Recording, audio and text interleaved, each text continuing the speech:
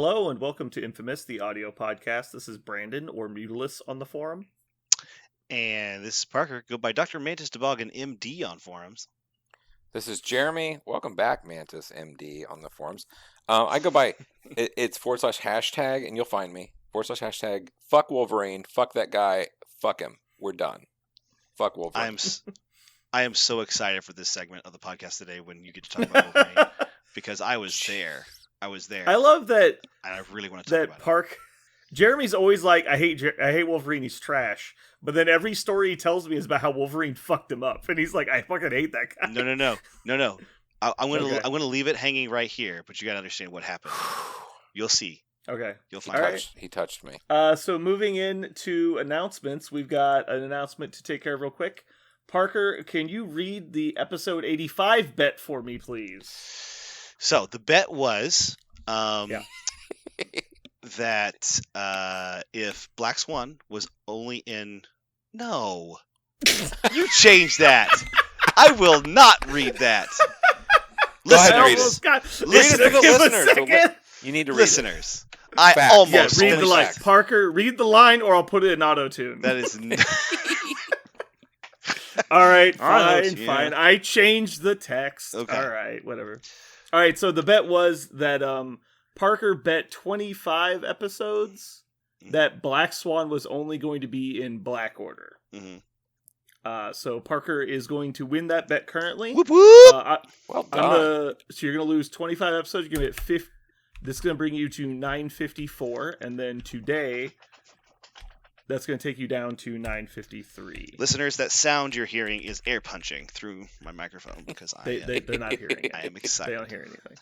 You don't have the velocity on your punches. Because I am going to the top. So the reason we're doing this today is that we got a affiliation update that included Supergiant Black Swan. Unless there is a new affiliation added by June 10th that includes Black Swan, then he's going to win the bet. So I'm just going to do it now. Yeah. We still have one more bet, is that the reprint card pack is going to exist so that a lot of the cards within it are legal after a rotation. Basically, that's going to happen on Tactics cards. Mm-hmm. He bet 250 episodes on that one, so that's a biggie. Yeah, that's going to be really harsh when it doesn't happen. Yeah, it's going to be especially amazing. Amazing. He hedged his bet, so he gave up 50 episodes to make this bet. Yeah, I know. So yeah, it was pretty rough. But I like to think that I really just gave up 25 because my 25 bet that was so solid. That's the way gamblers think. I have one other announcement to make. Parker was wrong. We do retroactively apply probationary episodes. And he said asterisk last episode, which is on the banned list. He's not allowed to say that word, so he's gaining an episode. What? I was sad to hear that. I was sad to hear that. Yeah, I was not. Happened. It's on the paper. I could have swore. Can't go back. I could have swore that there was a precedent for this. Yeah, there was a precedent. Unfortunately for you, the precedent was if it was said off of a recorded line, it doesn't count. You have to say it on recording. Oh, okay. I'm just glad so anyway, they keep us honest. Our listeners really keep us honest. I like that about them. So I went through and I tried to separate all of the cards that were not in the card reprint pack that do have the Spider-Man symbol on them. And I pulled them all aside so that I could see what was potentially getting banned if the supposed rotation that we have rumored goes through. We'll cover that in a bit later, just after news. So with that said, Parker, do you have some news for us? I have news. So, Mini Extravaganza has been delayed. It's been delayed because apparently there was a COVID outbreak in their offices, and they didn't want everybody getting together to do the casts and the games and different things. So, as of yet, I don't think we have a rescheduled time. Right? They're hoping. Currently, no. Yeah, they're hoping that it happens, in the next couple of weeks because that's generally speaking how long the virus, swings around. But there's no way of knowing. I would expect within the next 10 days, I would expect it to probably happen. So we'll see. Yeah. So we wish everybody speedy recovery. Hope everybody's, not feeling the most serious effects of the virus, and I just hope hoping for the nobody best. dies. That is one of the most serious effects of the virus, yeah. As opposed to just feeling bad, yeah. Yeah. I'm okay if they feel not great. I'd rather them not, but I really don't want them to die. That would be sad. Yeah. So, besides mini extravaganza, we got like Brandon already mentioned, due to the bet, we have the fact that Black Order is still just Black Order. Besides Black Swan being in Black Order, Super Giant is also just in Black Order. So, I don't know if anyone else felt this way, but as soon as I saw the post, go check out our affiliation page, it's been redone. And I went there and I was like, wah, wah. And I was like scrolling through all the other pages. I was like, oh, that was I was kind of excited, anticlimactic. and then once I got to the end, I was like, oh yeah, what did I expect? Like, Yeah. there was nothing else was getting changed. Yeah, that was precisely what I thought would happen, and yet still a little disappointing. But, Yeah. I actually kind of expected Asgard to be on there, to be honest.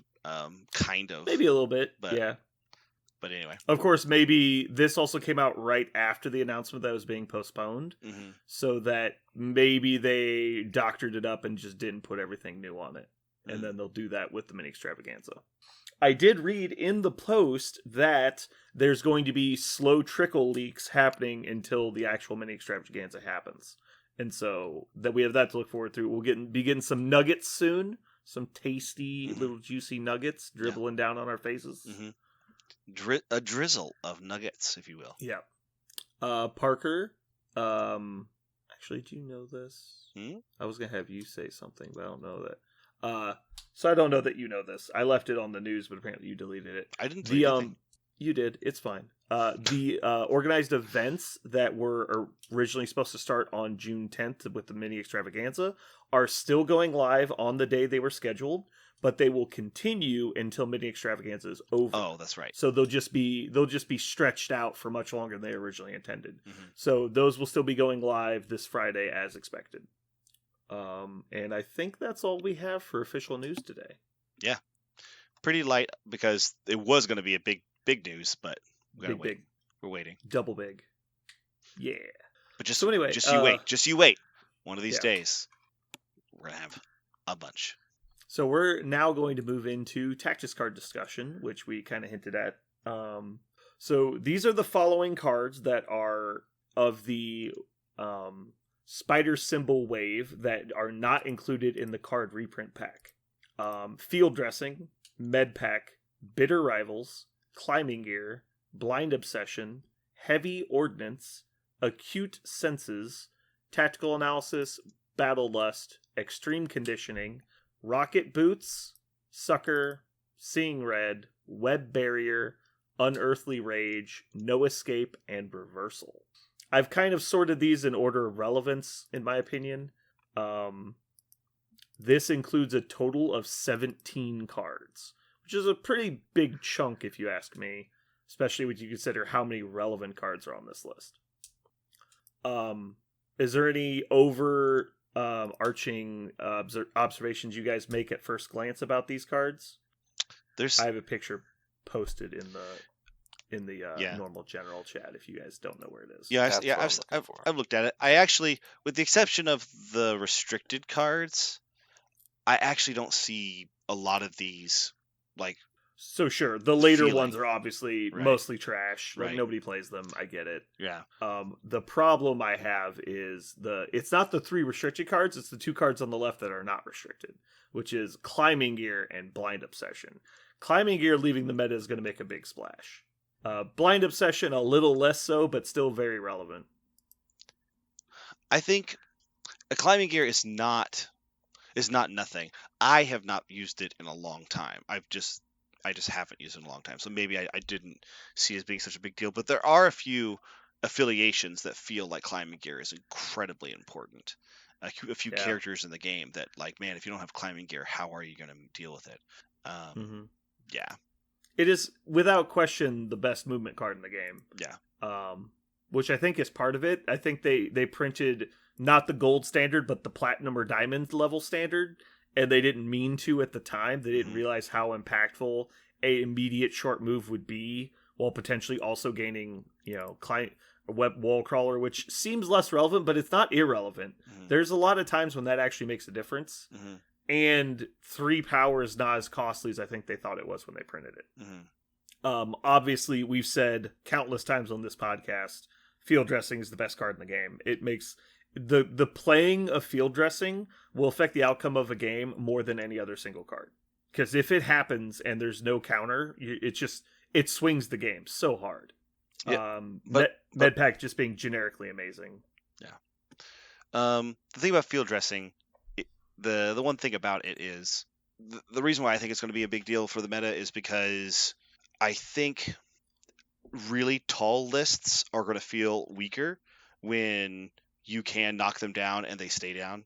It's going to be like every character that costs 6 or more points is going to be a little bit more tenebrous. Not impossible to play, but it's going to be really hard to play a 6 point or more character that's not Hulk or She-Hulk and feel like you're actually going to get the use out of them whenever they, have one bag defense roll or something like that. And now field dressing is not available, so they're just done. I'm not saying it's impossible. That's what you think? Well, let me put it this way. I feel like field dressing is fantastic game leveler, but it's oppressive and feels more fantastic when you can field dress a 6 point character. When you can field dress Magneto, it feels a lot better than field dressing Winter Soldier. Even though Winter Soldier can do a lot with his activation, and you may never get Winter Soldier to activate unless you have field dressing.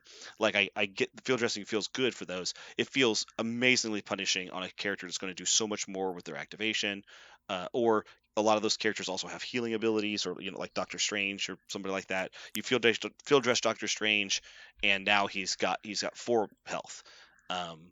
So I feel like losing field dressing is going to hurt the larger characters in the game disproportionately than the smaller characters, I think. So when it comes to the larger characters, I'm not going to disagree necessarily, but when it comes to, you said specifically taller lists, I disagree with that. Because taller lists having priority is going to make it even more impactful, because if you're playing a tall list versus like a more generalist list where it's a fairly even distribution, you're losing access to field dressing also, which is making their first priority that much more impacting. Like, what happens when now they can just like leave Thanos on 2, activate somebody like a Magneto or another Thanos or a MODOK first, deal the 2 damage, and there's no counterplay. Right. I think it's going to make the taller list actually stronger. Now, it's going to allow them to target your more important models, so when it comes to expensive models, I agree. It's going to make expensive models less good, but those expensive models that are getting preyed on are going to be in the list that doesn't have priority. Mm-hmm. And sure, the thing I do like about it is it takes away the degenerate play of, I'll just stand here and dare you to attack me, because if you do, I'll just get to activate with more power, and there's no risk of you actually preventing my activation. Yeah. That is definitely not cool. That needs to be brought down a lot. And Jeremy originally had the point of view of, because my point of view of field dressing is I thought it was a required card because the random dice chance of somebody just getting offed by nothing, like a 6-die attack killing Magneto in one shot, happens, and you need field dressing to be able to like curve the dice back to normal. But Jeremy was arguing that it just makes it to where if you actually get something done against a like disadvantaged list, it just makes it impossible to get anywhere, because they'll just undo your only good play of the entire game. And this was kind of the argument we had the first time around. But I think the more that I've seen the game evolve, I think Jeremy was right. I think that it's more of an albatross to the game at this point than anything else. I like seeing that list of 4 cards right there. The only one I don't like is I think Blind Obsession is one of those cards that it's sometimes good, sometimes bad, and a lot of times it doesn't go. But I will say, I mean, there's 3 of those cards there that are in almost every list. So yeah, get rid of them. Like, be done. Do something different. Be exciting. Like, see something. That's just not cool. It's not cool when Medpack is in every list. Like, then why is it in a list at all? Like, move. Yeah, why is it an option if it's in every list? Yeah, that's dumb. Just give everybody that. We can just play 6 cards instead of 5. Yeah. I don't understand. Bitter Rivals. That's an interesting one. for whatever reason. It's just interesting. But I'm sad to see Blind Obsession go. It's the last one of those where it's like it lasts the whole game, and sometimes it can really fuck you bad. So like you don't. I hate seeing that one go because that one seems like it has great play. I like it because it does have counterplay. Like you can make the decision of, okay, well my opponent has played Blind Obsession, try and lock me into this bad matchup. Well, I'm going to redeploy my models, send them across the table, and just make them pay for it. Or I'm going to, focus on having multiple people around his Blind Obsession opportunities to kind of negate their missive effect. I like it too. I like Blind Obsession. I'm gonna miss it the second most. I think Climbing Gear is a big unfortunate loss for the game as a whole. The problem I have with Climbing Gear going away is I feel like Indomitable was printed to be the replacement, right? Because we were all like, oh my god, you have Indomitable and Climbing Gear. Both these cards are so powerful for positioning. And I think this was intended all along. Climbing Gear was coming out, and Indomitable was coming in. It was just meant to be a replacement. And so I'm worried that it's going to make mind controllers more powerful because Indomitable doesn't work on mind control. So like people with Mind Stone or, Battle Will Modok type effects are going to be able to move you off points, and there's no counterplay to it now. There's no card you can include that prevents that really. Psychic Shielding Device theoretically, but it's pretty bad on the whole. It's really hard to get use out of it when you have to dump a huge amount of power to make it not easily counterable. I think pulling Climbing Gear out of the game is interesting in that, like, Climbing Gear could correct a mistake, because truly, to be pushed by a model, you need to be close enough for it to happen. Like you might have set your turn 0 up wrong, so it makes things much more critical. Where I always found Climbing Gear could be, 50% of the time it was like fix a mistake you made because it was kind of on you, like you let some shit happen that shouldn't have happened. So it makes the game like that much tighter if you don't have that option, especially since they took the other one out, right? Like, I guess the MODOK one is still around. Like, you still can correct things with the MODOK one. I mean, it's a character restricted one, so I think that's totally different. Yeah. It's different. It's not like an auto include and you have to have MODOK and all that, but it still exists. But they did take out, what's the other one? Tactical Analysis? That's the other one, right? Yeah, I think Tactical Analysis and Climbing Gear are specifically getting hit because of scenario interaction on things like Mystic Herbs and things like that. But that being said, just ban the fucking Degenerate Mission instead of the Tactics cards that are abusing it. Like, there's always going to be a problem with herbs. It does not matter if Climbing Gear exists in the game or Tactical Analysis exists in the game. The problem is Mystic Wakandan Herbs is a broken mission. When they do these changes, if they do not address that and just get done with it, that is a real failure on their part. Like, I'm going to say that I agree. That's a failure on their part. I think Legacy Cure and Scoundrels also need to be addressed, and I don't think that's going to happen. I don't even think Herbs is going to get hit, honestly. Well, I think Herbs, that play happens, right? Legacy Cure, I mean, at tournaments and as much as we've played and stuff, that rarely happens. Like, me and you actually had it happen one time, and I didn't even know it was going to happen. Oh, no, it happened 4 times in 1 week at our store, and the game just ended on turn 3. Really? Like not at the end of 3, on turn 3, middle of the turn. And the games just didn't happen. Like, one side didn't even get to play. I hate that mission because the only reason it's not being horribly degenerately abused, in my opinion, is because Herbs is worse. Like, it's just like a close second, so why would you bother? Like, you're going to play the one that's easier to abuse.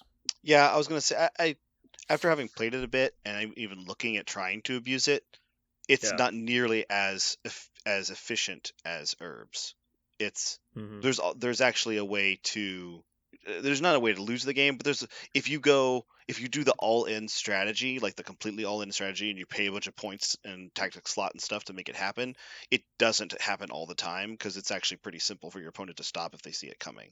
So you can make it happen more, you can make it more likely to happen, but then you've gone all in for that strategy. Unlike Herbs, whereas I'm going to go all in for this strategy. Look, it happened. Like, it happened. Yeah. So it's bad. Like, what happens, like, if we wanted to sit down and look at it, I bet you could build a 17 to 19 point list that could reliably get Legacy on turn 2. Really? Especially against people who haven't played against it before. Because keep in mind, you can advance R&D and Faithful Assistant to get 3 power on Black Cat on turn 1. So now we just need to create a situation where we have somebody with 3 power in criminals that can go get another one of them. So, because, like, for example, Vision. If Vision could get 3 power, he could, like, walk up, pick up the token, and then Criminal Leadership pass it to Black Cat. Like, there's a lot of situations you can do. Toad can just spend 2 power to take it from somebody. So if you're doing Inhumans, you could just stockpile all of your power on Toad and have 2 exploitive models in the game that can go get the objectives like Black Cat or Nick Fury shield agents. And you can go up there, get 2 of them, and then Toad can just collect all of the power, and then turn 2, he takes both the tokens off the other guys. You lose a 2-point model. You're up 10 or 11 points at that rate. Before the blue even comes into effect. So then they have to table you before you get to 16. I still feel like that seems a bit dicey. Like I don't. It's super gimmicky, and there's counters to it. But what are the odds your opponent's going to realize that it's in your roster before the models hit the table? Like they're going to look across and go, "Oh, he's got Toad, Nick Fury in Inhumans. Like who cares? Like that's not a big deal." And then you see it happen on the table, and you go, "Oh fuck." It's too late. No, I don't think it's nearly. Maybe not. Yeah, I think it's. Now I do think that's so much harder than. I do think with current state of Thanos, I do think you could probably come up with a pretty simple method of doing it, and be pretty reliable with it. But I don't think that's going to continue. Sure, with heavy board control, you could also be silly with it in other ways. Yeah. But again, games that are all in on these scenarios like that, I think they're funny and quirky and whatever. But for a game that is as solid as this game is, you don't need that shit. Like, just give me a couple points on the table and let's fight over it. Like, let's just do that. Can we do that? Like, come on. Yeah. So, anyway, are there any of the other tactics cards on this list that you guys are going to miss or feel that you're happy they're gone? Tactical Analysis, I think, was only ever taken to be abused on herbs, so I don't really miss it. I do know that Web Barrier is mostly getting banned because of its weird interaction with like line of sights and stuff. It's really hard to resolve in game. It was kind of like a cool idea they had that didn't pan out well. So that's mainly why that's going away. Rocket Boots, I think, is just a weird design place.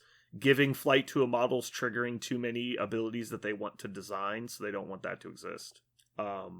Acute Senses has a weird interaction where it says target model loses stealth for the turn. And so, like, all models ignore stealth, so if you have some way to generate an attack out of turn, it's kind of awkward because that attack also ignores stealth. Those are all the weird ones. I'm going to miss Battle Lust. It's the only actually good card that adds dice to an attack as a generic. Mm-hmm. It's okay. Yeah. But I mean, when we're adding dice to attacks, then we're fighting and stuff, so then dice are involved. Sure. So that's not where you want to be.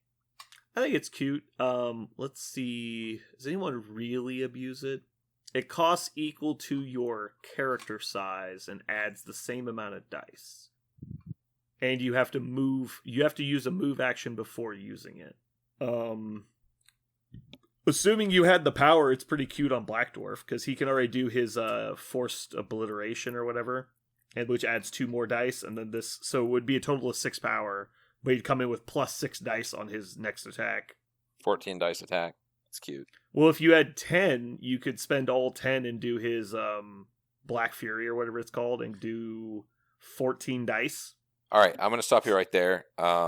That model has never had 10 power on 16 dice. Yeah.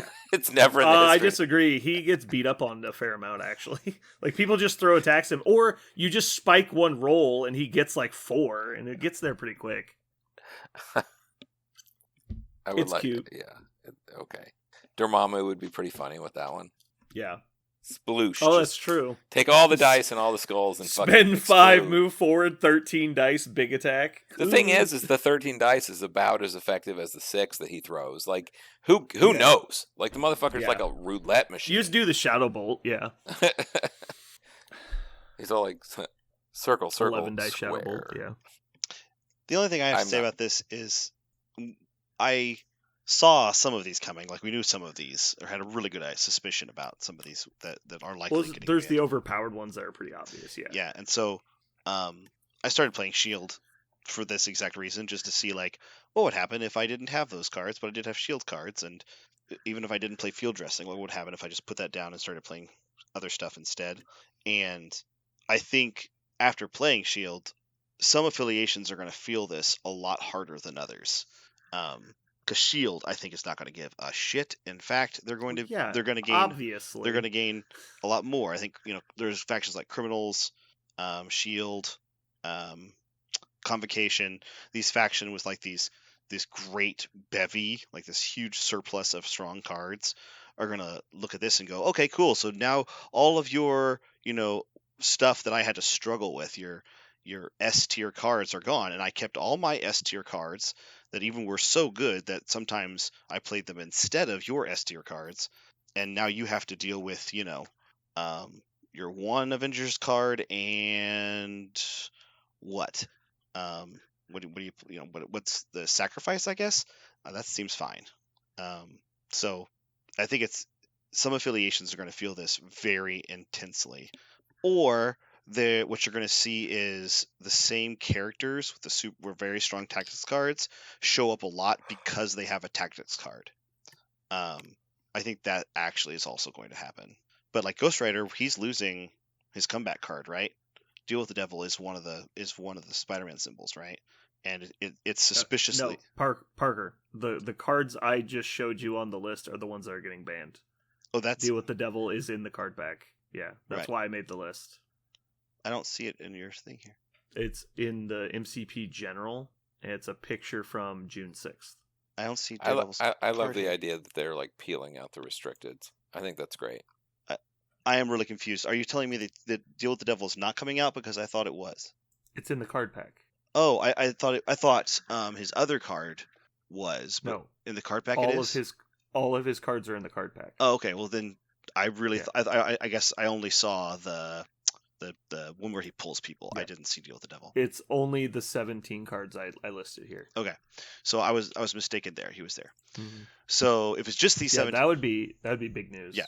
So if it's just these 17 cards that you're listed here, thank you for the clarification. Then I think you're going to see characters with strong tactics cards show up as a response to this. I think that's one thing that you might see is people will go, okay, well, Ghost Rider's definitely going on my list because he has Deal with the Devil, and that card is, that card was definitely as strong as Bitter Rivals, at least. And it feels like, even though I don't have med pack to bring health back to any character, I can just bring my, I could put 7 health or 15 health on my Ghost Rider, so I'll just put this card instead.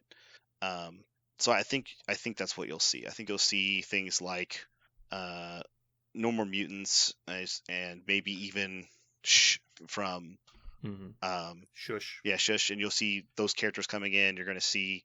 I think that will be a part of it. I think you'll see people play things like Spider Foes have some really great cards, but they require some certain characters, and so you'll see those too. Yeah.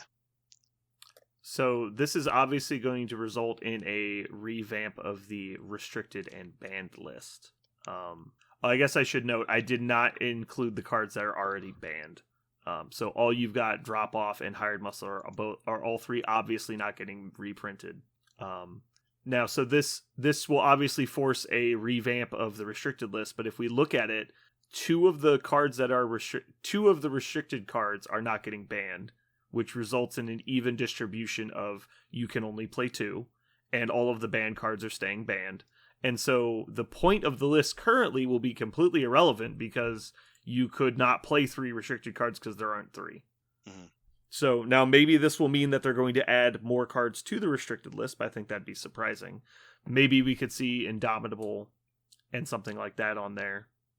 But as is, it's basically the restricted and banned lists are going away. If you're only allowed to play Brace and Patch Up, do you think that results in people not taking 2 of these restricted cards in every match? I think they still do. I think Brace makes every list at that point. Mm-hmm. Absolutely. No, I Really? don't think patch up makes every list though.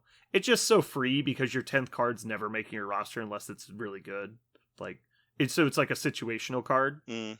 So unless you're playing like Hulkbusters and you just don't need it, I think Brace is just an auto include because you've got more space in your roster now. Oh, you mean auto including the 10? Yes, Sure. not in the squad. I'm Sure. talking about roster construction. Yeah. Okay, with you. Yeah. So as we're before, it was 99% of people had 2 restricteds in their roster, and probably 90 to 95% had 2 restricted in their squad for most games. Mm-hmm. I think now we're going to move to 95% have 2 restricted cards in their roster, and probably 75% play 2. Mm-hmm. So I think that's about where we'll end up. But also, we don't know if more cards are going to add to the restricted list. I think that would be a good idea. I think Indomitable making the list is pretty no-brainer, if you ask me. Yeah, at that point, for sure. Or do you think maybe we start seeing missions get added to the restricted list pretty often? Because we've had a mission on the restricted list before. Because if they just did, like, Scoundrels Herbs on the restricted list, I'd be pretty happy with that. Because it's kind of like a halfway between getting rid of it completely and just making them pay something for it. Like, don't let them do both for free.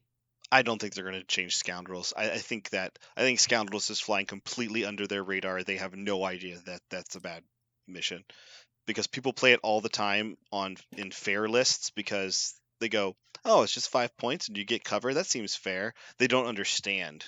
Mm-hmm. They don't understand how unfair it actually is. Yeah, they don't understand how unfair it is. I think with Sam Avengers and Web Warriors being as prolific as they are, I think a lot of people actually know. You think so? Okay. Yeah. Now the thing I think surprises them is criminals because I'll talk about this a bit more, but the lists that we play with criminals are very different than the lists other people play with criminals. Mm-hmm. And we'll talk about that a bit soon. Actually, we should probably start moving on at this point. Deal. Is there anything else you guys would like to say about the possible banned tactics cards? No. A lot of them will go unnoticed. Like, who cares? But yeah. I am a little sad because there was a lot of honorable mentions on our Dark Horse cards list. Like, Seeing Red was really good. mm-hmm. Tactical Analysis, Battle Lust, Heavy Ordnance. These were all honorable mentions. Unearthly Rage is bad. No Escape is terrible. Reversal is bad. Web Barrier's bad. Sucker is so situational that why are you even bothering? Rocket Boots is cute.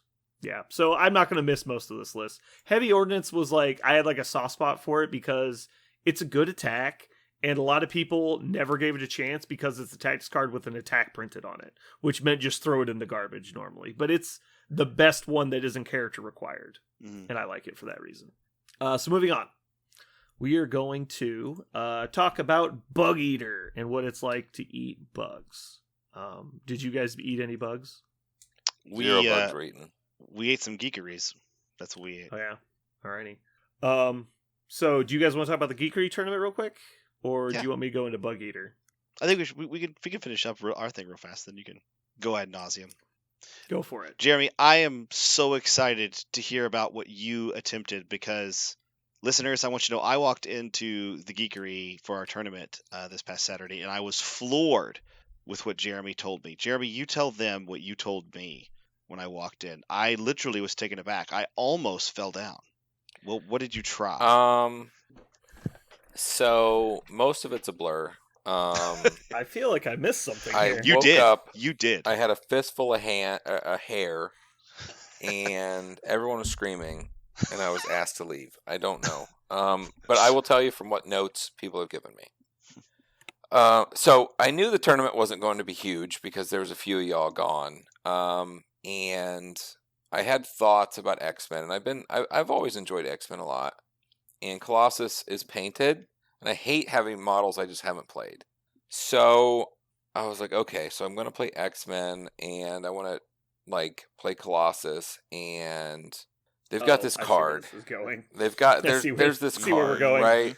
So I'm kind of notorious for like ditching all the fucking tactics cards and just putting shit in that's like different and fun. So I was like, I'm going to use this fastball special thing, and I'm going to give it a whirl and just see how it goes. And I had a couple weird other tactics cards in there that were X-Men related. So I just went X-Men hardcore. Like, it was just like, this is X-Men and fucking deal with it. It was all X-Men except I had Juggernaut and there was one other, it might be maybe Toad, but I had 8 other that were X-Men. And I did win some games. However, 0 games were won because of anything that Wolverine did, thought about doing, or was even around to possibly do. That 4-point piece of garbage. I don't even know if he needs to be on my tray anymore. Like, he's not, like, I have, But he does so much damage. Oh, does he? I mean, for people that aren't you, he does. My God in heaven. Even with a bodyguard, that's like maybe one of the better bodyguards in the game. Like, Colossus is a tank. I'll give him that. He's beefy. I mean, he's a weird Captain America, right? Like, he doesn't give the bonuses, but he's a weird Captain America kind of. But also I found out all in the same game that he's also slow. Jesus titties. Like, seriously? Okay, so here I am playing these games and I'm like, let me move this guy slow and let me throw Wolverine at you. Oh, cool, you blocked it. And Wolverine just died. Oh, neat. How are they blocking 4 on like 1 die? It depends what it was, but yeah. Or do you just forget what your card does and they don't get to dodge it like normal? No. Did you forget he counts as size 3 when you throw him? Oh, I knew that. Absolutely. Did you? Okay. Um, Maybe it's just user error. Were you throwing him at people or just like terrain? Oh, I just threw him on back towards myself, right? Like, that's the best way to do it. Sense. Storm's just dodging 4 every turn. All right, Storm, catch this. No, like, yeah, he did some damage with the throw. Cool. He did very little damage with anything else he would do. And it was 8 points. All I could do is stare at the table. Here's what I did, and I'll finish up with this thought. Is I stare at the table, and I said, in what world is this 8 points not a Thanos? Like, why wouldn't I just play a goddamn Thanos than this? Mm-hmm. Thanos is exponentially better. But that would break the Treaty of Versailles. Like, you're not allowed to play Thanos. So, yeah, I basically headbutted a wall for a lot of games. And look, it's X-Men, they're models, and I've claimed it for forever that any pile of models equaling the point total that you're playing, you have a shot. And I had a shot at every game. That's fine. I had a shot at it. But when you have models that have no rerolls, no way to like help themselves in any way, and they just drop dice and you just stare at them, and you're like, I guess I'm fucked. Like, there's no like spin 2 and move a model. There's like no backup. There's none of it. Wolverine just looks at you right in the eyes and just goes, what? What are you going to fucking do about it? I suck. He can throw people, and it's pretty reliable. Sure. And he did, but that just wasn't enough. Not for a 4-point model. Not when mashed with another 8-point model, or 4-point model to make 8. Jeremy, I feel like a lot of this is actually just he's not your play style, which is probably one of the reasons you don't like him. Do you know how many times I've killed Wolverine on other people's opponent's side? Never. Always. Never once. Easily killed. I've seen you put resources into trying to kill him. No, you don't even understand. You don't understand what I'm saying. Okay. He's the yellow model. The Wolverine. Oh, okay. Wolverine with a W. Not Wolverine with like a H. That was a double V. No, it's not. 2 V's. That was just 2 V's. We won't have to worry about old Wolverine for a while. Okay. We're done. All right, anyway. So that was a cool games recap from Jeremy Parker. What happened in your game? I played Shield, and my games went very well. Shield is not the blitzy faction that I've been enjoying with Shadowlands Daredevil, so I had to go like 9 rounds, not actually in the game, but I had to go, the full distance most every time to get to it. But I learned something about Nick Fury's leadership, which is basically I have a tendency in games to be down in points early, and Nick Fury's leadership just completely negates that as a negative. I think over the course of the tournament, I think I gained in 3 rounds like 8 victory points. In round 2 and 3 always. Like in round 2 and 3, I would gain 2 victory points. I'd be behind by 2 at the start of the round, and I'd be equal at the end of the round. And I just stayed in it until eventually I started to turn the corner. And the faction is a pretty strong attrition faction. So basically, the whole day I followed the plan of don't worry so much about turn 1 and turn 2. And during turn 3, start making some moves, and by 4 and 5, you'll be winning. And that's was every round. Just follow that pattern. I was always playing Fury plus all the 3s and 1 character out of faction, and I usually put the initiative on him. I actually used that card to see how it was going to go, and it was okay. So basically, the list was Fury, all the 3s except for War Machine in the Shield faction, She-Hulk because I wanted to see if there was a reason to play her. And my out of faction guys were Vision, MODOK, and I honestly can't remember what the other ones were because those are the only ones I got to play was Vision and MODOK over the course of the day. And I'm still trying to figure out what to do with that last group. Key members of the faction are Black Widow, Agent Widow, that is, because I think over the course of the tournament she gained I want to say 6 victory points also.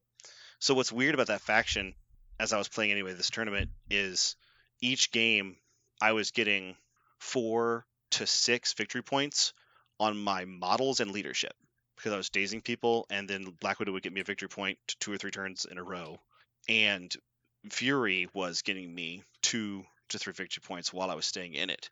And so I think I only procs the response, his aggressive, once the entire tournament.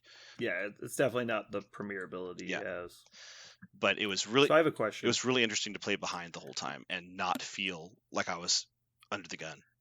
So, how many of your games would you say that the victory point total was important, and the game wasn't going to result in the natural conclusion regardless? Like, did you steal games because you outraced people?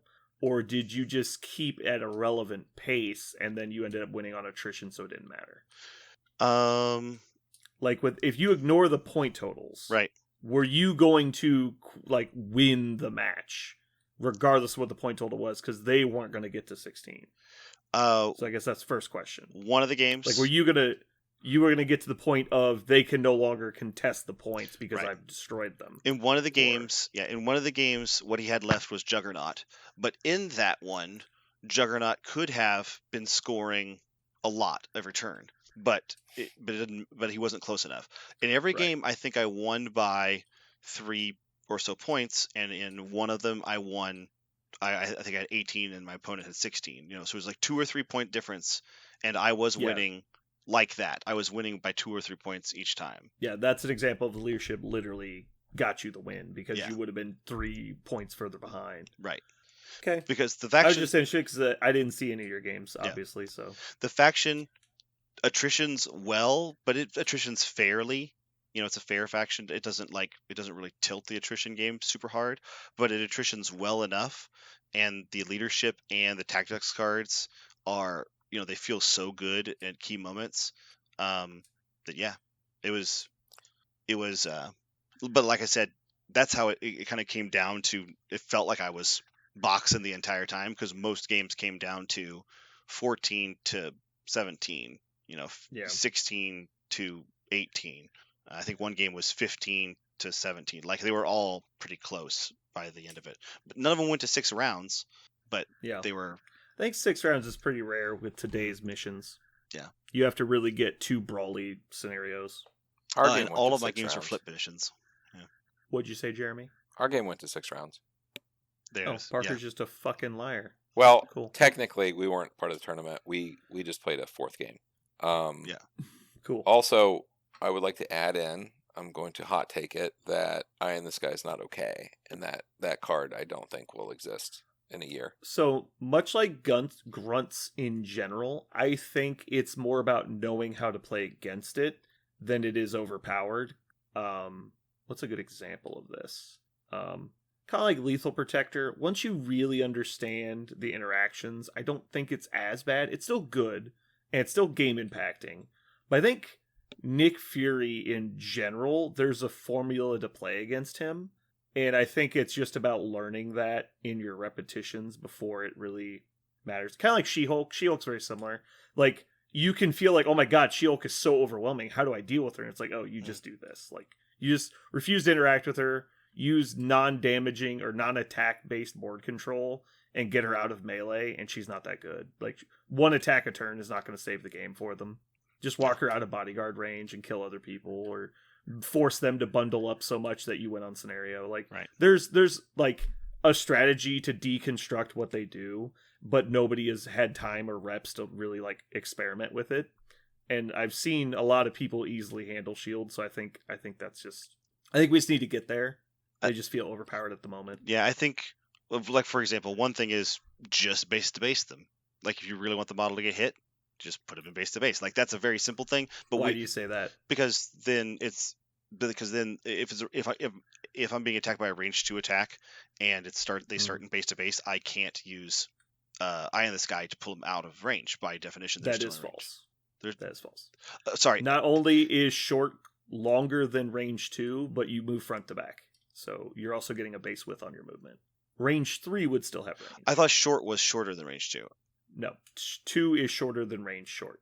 If the ruler of range 2 at its smallest point is still, the short stick at its narrowest point is still longer than range 2. Okay, then you move front to back, so it wouldn't be relevant even if it wasn't, because you get a base width on top. Okay, yes, you're right. For some reason, I thought that was, yeah. I don't know why I thought that was. Also, you can eliminate line of sight too. So if you're like standing next to a corner, you could eliminate line of sight. Range 3 attacks generally will keep you within range and sight if you get really close to them first. Yeah. But also, I think it's about baiting it out, right? It's just like trigger Eye in the Sky on every one of your attacks until they use it. Like, if they use it on the first one, then they're giving up a lot of resources and value. And if they try and hold it for the important attacks, you just never make said important attack, and I think that's the key, is you just kill other people, like Hawkeye or Black Widow 2 or whoever their good 3-pointer is. Just target that person and kill them. Don't worry about anybody else. The shield grunts aren't going to do anything. Like, they'll be annoying, but you don't got to worry about outracing them, because all you're going to do by outracing them is giving them points too. It's like, don't go super hard for the points. Let them get their one extract advantage that their list basically gets for free. Don't freak out about it, and just kill their 3-pointers until they don't outnumber you anymore. I think that's the formula.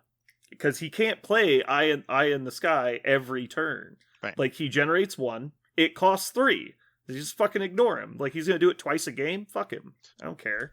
Yeah, and to be fair, I had one game where it never went off, or went off once. Yeah. And it was fine. But when you don't know the mechanics behind what's happening, it feels oppressive. But if you know what the triggers are, you monitor his power intake, don't give him easy attacks, and I don't know that it becomes relevant. But the first time anyone plays against it, it's going to feel terrible. I hope you're right. I've played it against it a bunch, and I hope you're right. I do think that it's a catch-22 in a lot of ways, because the answer to it is, okay, attack other models. Well, if you do that, and there are going to be other models that are allowed, then they die, and then you're back to even again, which makes it a rough go. It only if you're actually winning. And so if the shield player is doing what they generally do, the whole point of the shield menu is you steal and extract, right? Like, they get to pick up 2 extracts on the first turn. And so the only time you're ahead on points is when you're really pushing to be ahead on points. And he only gets that leadership if he's behind on points. Yeah. So I'll even score you and kill people, or I'll be 1 ahead and not care. Like, if you're trying to outrace them, you have to not kill people. Like, that's just part of it. Yeah, I think in the past 2 tournaments, I've just happened to play 2 factions that work. Playing this game normally is a trap, right? The rhythm of this game is, move forward, grab as many points as you can, keep those points, try to have them all the time. Just always play for the points, play for the objective. Just do that. And Shield punishes for doing that, because you will never be really ahead of them. And Daredevil punishes for that because the weight of dice is just going to be way too intense if you're playing the right number of dice. I will So- say that Nick Fury specifically punishes the play style that Kansas City tends to have, which is very aggressive attrition based while playing scenario as best you can. Which is kind of like our play style. And so I will say that his kit is specifically designed to punish that play style, kind of like Shuri was. Like Shuri punishes that play style, which is why I hate her so much. Because what I want to do, she is good against. Just like Nick Fury. Nick Fury is good against what you want to do, which is just be efficient attrition work then while contesting points. Nick Fury will punish you for doing that. He's quite the puzzle playing against. He's quite the puzzle. I think the grunts are the grunt characters are a little overpowered as is. They're clearly better than like a generic 4-pointer. But part of them feeling oppressive is learning to play against them, to not give them all of their advantages, like not walking into fucking range 3 of Daredevil's army, like just something you got to do. Yeah, I never. It's funny you mentioned like the grunt characters. I didn't. The grunts to me so far, or at least Nick Fury's grunts, it felt kind of like Loki does, which is I am not seeing how great it is. I'm not talking about the grunt. I mean the characters that create the grunts, Nick Fury and Daredevil. Oh, we were just saying like them basically. Yeah, I'm saying the parent characters in general are clearly better than the generic 4-pointer. Yes, they're the next tier of design, right? Yeah. Like just like Enchantress was when she first came out. It was the next tier of 4-pointers. And so all the 4-pointers we saw for a while were really good. And then this is the next tier. Yep, I see that. This is the next space of design. They're extremely utility-based generalists that do a lot of stuff. In a nutshell, they on their own are not ridiculous like Enchantress was. It's the support they give to your whole army is big. Yeah, I really enjoyed it, and it was a very small tournament, but I won that time with Shield. So, Jeremy, I have a question for you. Okay. How is it possible that you took such amazing characters as Wolverine and didn't make it to the finals? It's just you must have just gotten bad luck, right? The dice fucked me. I can only imagine that your poor Wolverine has just been living in the microwave since he got home. Like he's just a small puddle at this point. Yeah. Well, no. He's just like a sad little crayon monster. No, it's quite the opposite. He stares at me, and he's quite cocky about it. He's like, who gives a fuck? Like, really? Like, I don't care about you. I don't fucking care. I'm like, all right. He's like, well, are you sad? I don't give a fuck. I really don't care. How you feeling about that? And I'm like, well, and he's like, because I don't care. I'm like, dude. Jeremy, is the model talking to you now? Can you hear him? Is he in the room? Can you point him out to me? All right. We're going to move on. We're going to talk about Bug Eater. First of all, I have something to say about the event organization of eating bugs and Bug Eater in general. So we had Bug Eater sold out, and I believe I was told that their total inquiries were 91 people wanted to buy tickets. It capped at 48 due to terrain restrictions. They could not get enough tables guaranteed to be there to get any higher. I wish we had known about this because we could have brought in terrain and mats. But it's what it is. Only one person ran all of the Marvel Crisis Protocol stuff, so he was in charge of running multiple events simultaneously. Ooh. And there was a 48-person event Ooh. running alongside another event. The top 8 of the big tournament was finishing up at the same time as another event. And then on top of that, this person had to deal with their venue being changed last minute. They were supposed to be in the gymnasium at Millard West High School. They got pushed into the library last minute, so they had to set everything up. And then they found out after they set everything up, they had to move back into the gymnasium for Saturday. So they had to tear everything down, move it, set it all back up again. Good. So that being said, this one person took care of all of that, and he did a fucking amazing job. Everything was awesome. This is by far the best event I have gone to. Knocked it out of the park, 3 stars. Like, great. Good job. Bill was the person running it. He is a Omaha native. He did a great job. Seriously, props to him. I loved this weekend. It was awesome. Everything was taken care of. The only downside I can say is that we used Longshanks, which is a terrible tournament organization software that crashes constantly. And I don't like it, so I'm the last person to endorse it. But I find it really annoying that a lot of events seem to only be run on Longshanks because the Longshanks sponsor the events and basically give them something so that they'll do it. Because every TO that I've had that used Longshanks did not want to use Longshanks, and during the event complained about Longshanks constantly. So I don't like Longshanks. I don't think you should use Longshanks. That's my personal opinion. It just doesn't have great functionality and is very frustrating to use. That being said, it didn't actively break for this event, which was nice, as opposed to 3 other events I've been to that actively broke and were unrecoverable. So we got there Friday about noon. We signed up for the event. We had 20 or 22 people for the Friday warm-up tournament. First round, I played a guy named Chris Beck from Des Moines area, Iowa. He was a great opponent. He played Criminals, Kingpin Criminals. He had... I'm going off of memory here, and it's been a week, so give me a break.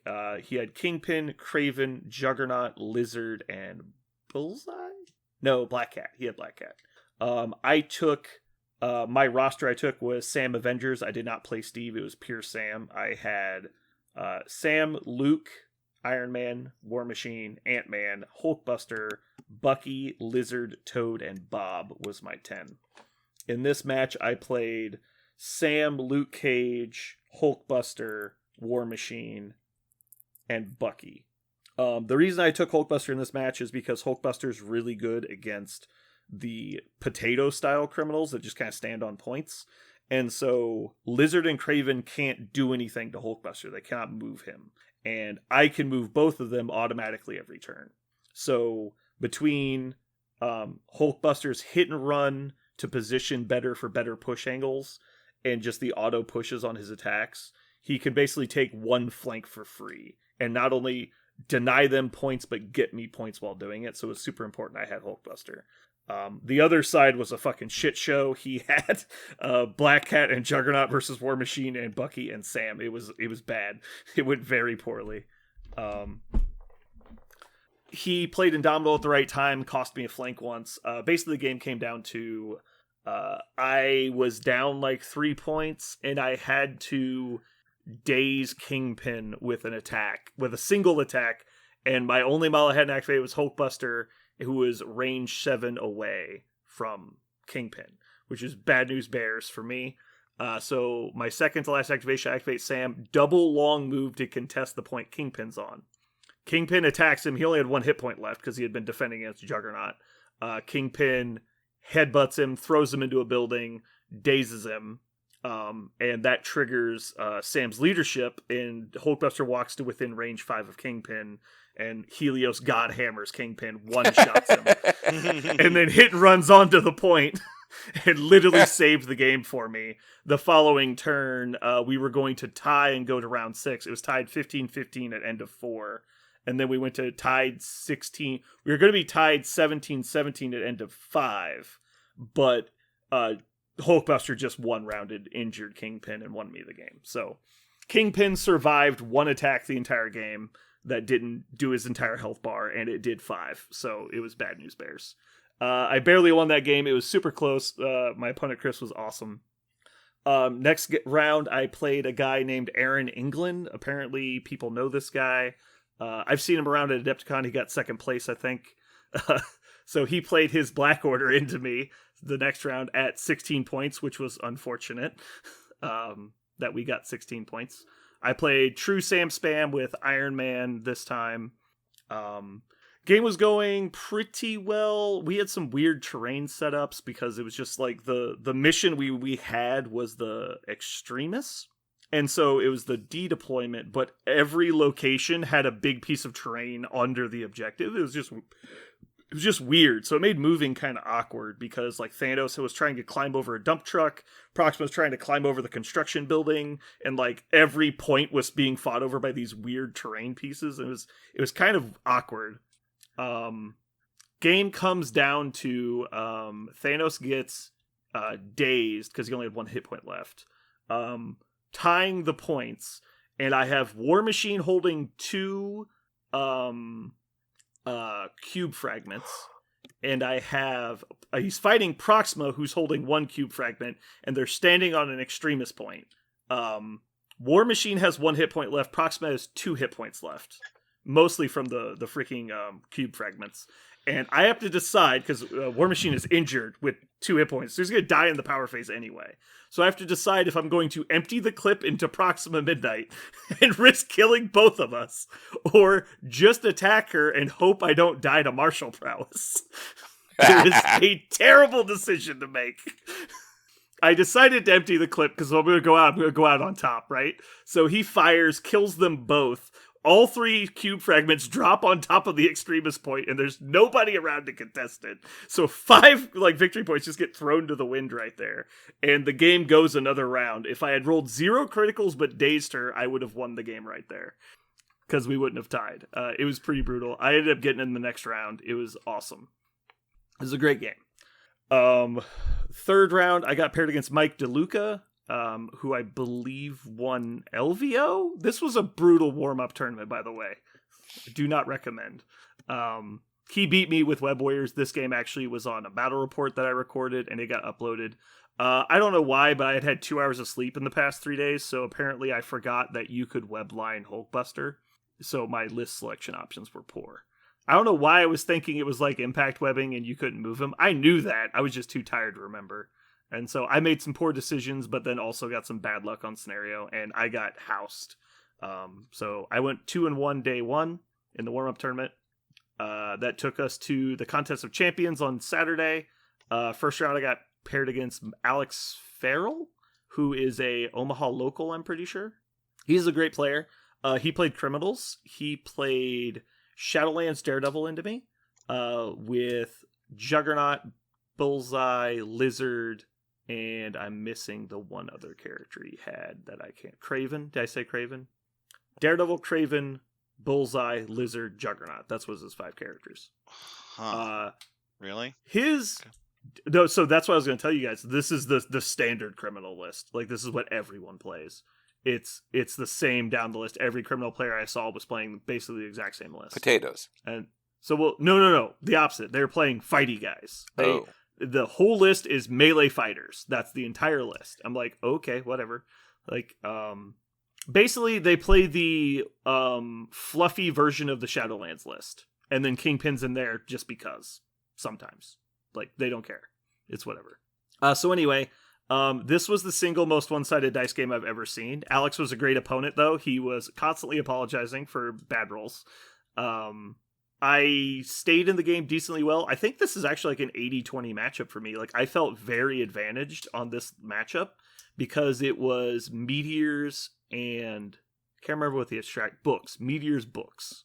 So it was fairly low scoring, and I thought with Sam's leadership I should have a lot of advantages here.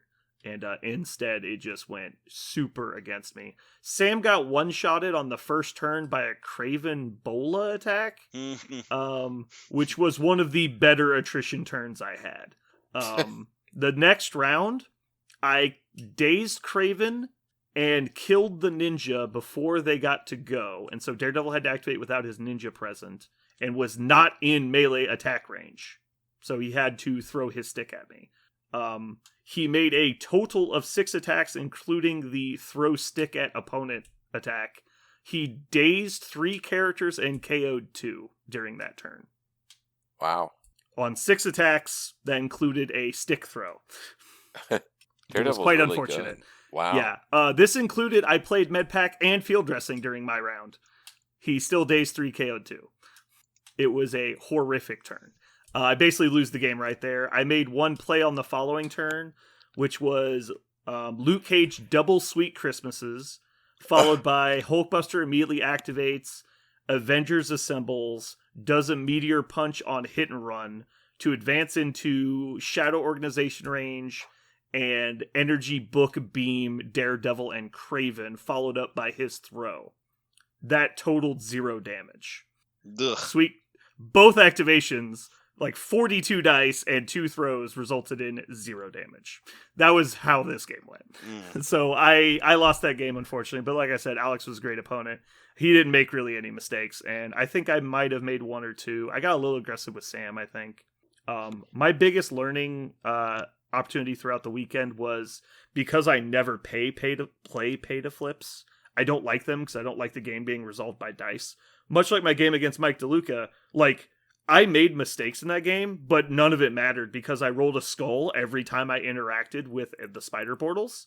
And so I was not allowed to contest them. I literally was not allowed to contest them. So he flipped them all over for free. I got placed off of them every time I checked them. So he just got to take them for free. And it was brutal. Yeah, so I lost that game. Going on to round 2, I played against... Oh, boy. Yeah, this was the round I played Perrin, Aaron's son. One of our locals. We drove up in the car together. He played Steve Iron Man Thanos into Sam Iron Man, Luke Cage, Bucky, Ant-Man, and Lizard. I won that game. He made a lot of mistakes. He had to double Cosmic Portal his own guys on turn 1 because he deployed them badly. Oops. But it basically just, he can't contest the points is basically what happens. Obviously it's like 6-3. Like Thanos can't do enough in one turn, especially with Sam's leadership fixing the positioning. The next round I played against a X-Men player. I thought it was a pretty close matchup, but I made some mistakes and a lot of like attrition stuff didn't quite go my way. It was not that it's bad dice, it was just unfortunate timing. Gambit basically 1v1'd Hulkbuster on a flank, which was just annoying. Again, we were doing pay to flips because X-Men. Gambit kept just walking around a piece of terrain, rolling 2 hits on his 3 energy defense, and then walking back behind the terrain to score the point. And there's nothing I could do about that. Lost that game. Going into round 4, I played against Craig Kellogg, who lives in Omaha. He played Guardians Thanos, which was actually really interesting because he played the Killy version, where he just tries to make Drax do 1 billion damage, which was actually really effective. Like, Drax was just rolling like a god, and I played Hulkbuster in that matchup because I think Hulkbuster is actually decent into Thanos because he can survive some attacks. And I'm kind of glad I did because holy shit. Drax did 11 damage to Hulkbuster on turn 2. That was a problem. Ended up winning that game on his turn 4, I think it was. I got the Helios off and Daze Thanos, which just ends the game. If Thanos gets Daze before he goes, he loses. So that was my day 2. I went 2-2 on the day. I think I should have won round 1, but I think I end up losing round 3 regardless because I don't think there's anything I could have done in that game to win. I think he just had me. But it's possible I could have done stuff. Mostly, I think I'd lose round 3 because I just wasn't experienced enough on pay to flips. I kept activating at poor times to try and take points because I'm so used to once you have them, they're basically yours. So I'd like activate, move someone off a point, take control of it, and they just walk up and overroll me. And I'm like, I'm so not used to that. I'm used to them having to get me off the point. And so it was just weird. I thought I made some decent plays, but I just was always out of position because I wasn't planning ahead far enough. He did a really good job of outplaying me. Day 3 was the Cosmic Chaos event, which was basically just a normal, throw together event. But they were also doing top 8 of the day 2 that day. I recorded all of the top 8 games I could. First round, I played against... Shit, I can't remember. Oh yeah, I played against Avengers. Just Steve Avengers. It was a pretty close game. I slowly ground them down. My Hulkbuster was absolutely terrible. Do you guys want to know how bad my Hulkbuster was? How bad? It was pay to flips. He succeeded in flipping 0 points on meteors, dealt 0 damage, and failed his spider infected roll every turn. Nice. He was fucking useless. The opposing toad was more effective than anything my character did.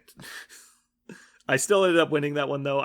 Sam attrition is weird when it comes to Steve because Steve generally has smaller lists that need to be exactly where they are, and Sam tends to play a lot of cheap like board controllers, and so it feels like they just really struggle to contest the points. Round 2, I played against Chris Beck again, the criminal player from the first tournament.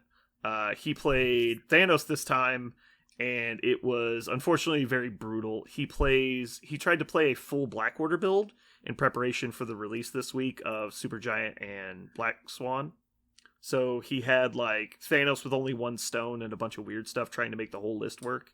But because of meteors and research station was our mission, which was both all or nothings and not pick upable extracts, I ended up winning 20-0 because he could never deal with the last activation just flipping one of the meteors back over.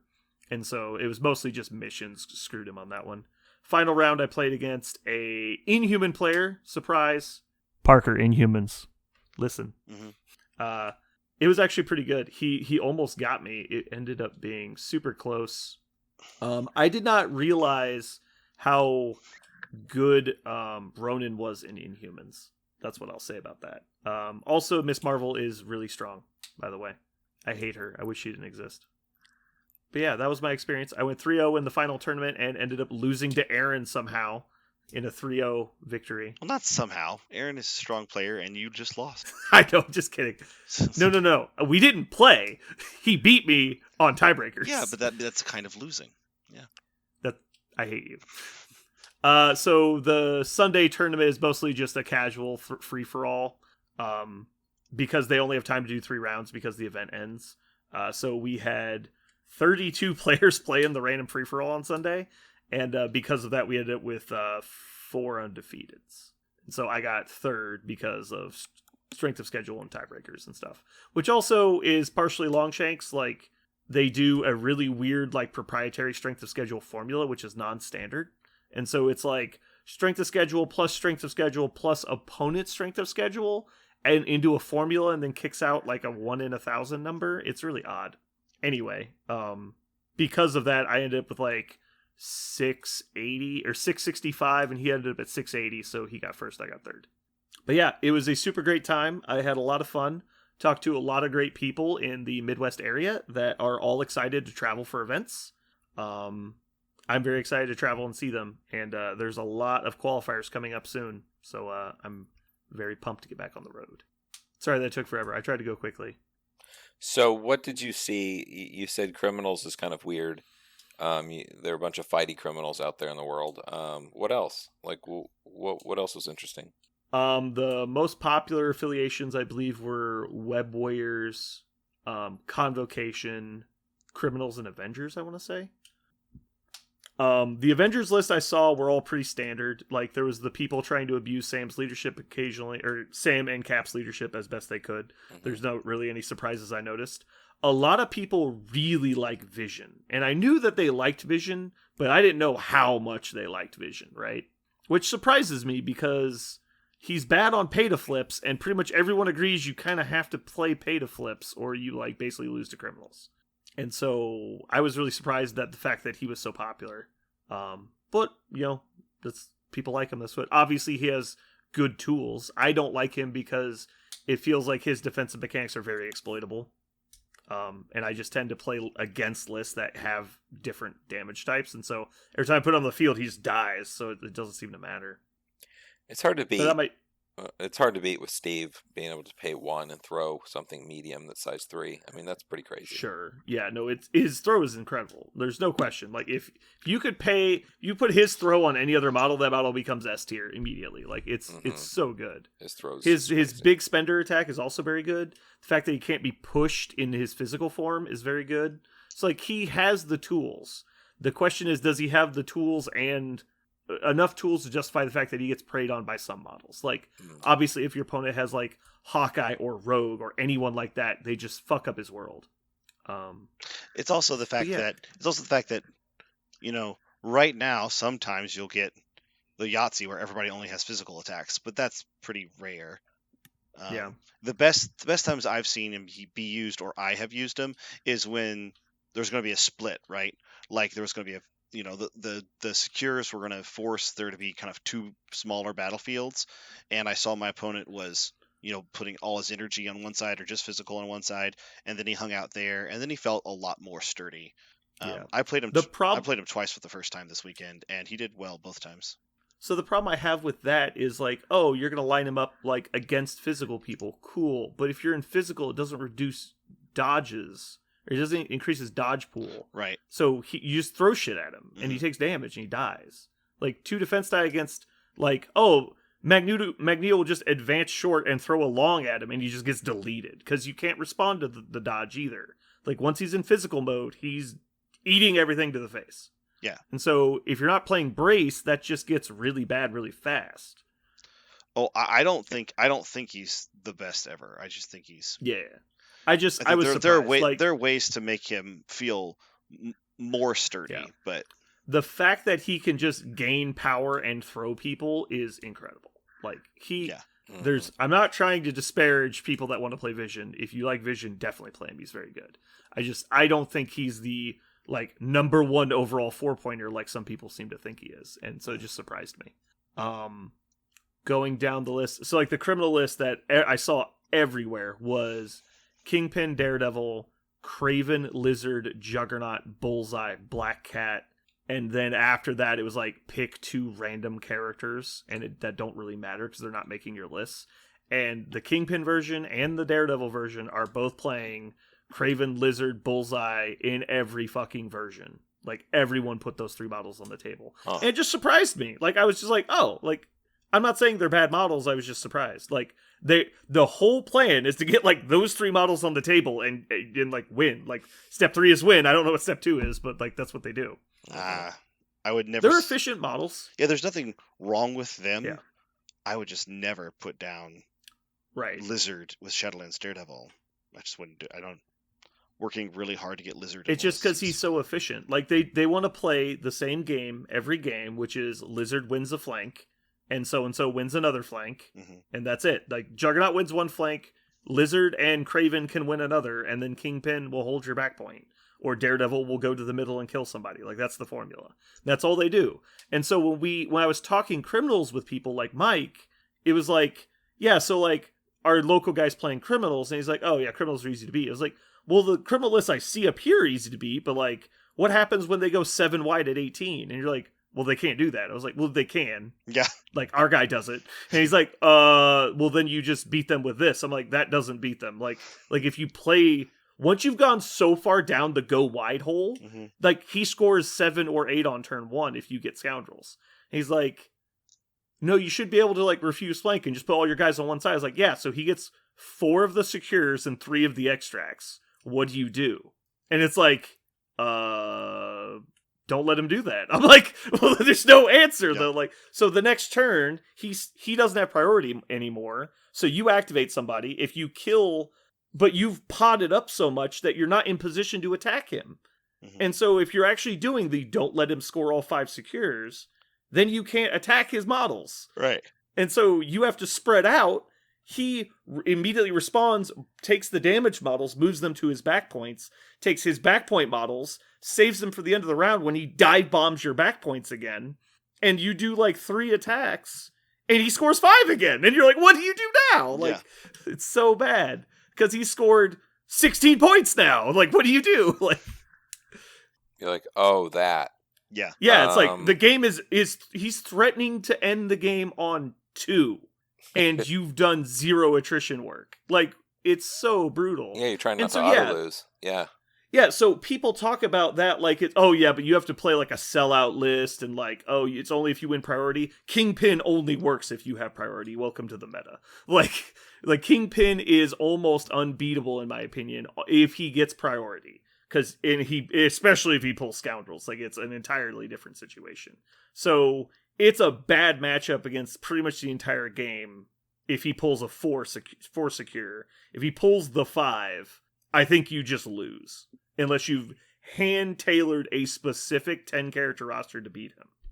I don't see how you don't. Like, you have to do so much dumb shit just to get out of that hole. So the consensus, so the criminal consensus you're seeing is kind of the way we, saw criminals. What was that? Almost like 8 months ago, which is a couple big potato type characters and try to, leverage their leadership. I don't see any potato characters. That was kind of my point. Well, Lizard, you could argue Lizard. He has He has 2 board control effects for a 3-pointer that's hard to kill. Yeah, he's a potato, but he's a good potato, right? Like, he makes it onto the table regardless of the fact that he's a potato, right? Because he's faster than average. He has a range 3 control attack that's 50% chance to push up to size 3, and he can just spend 3 power to move you. Mhm. Like, oh, and he has a tactics card that automatically pushes as an AoE too.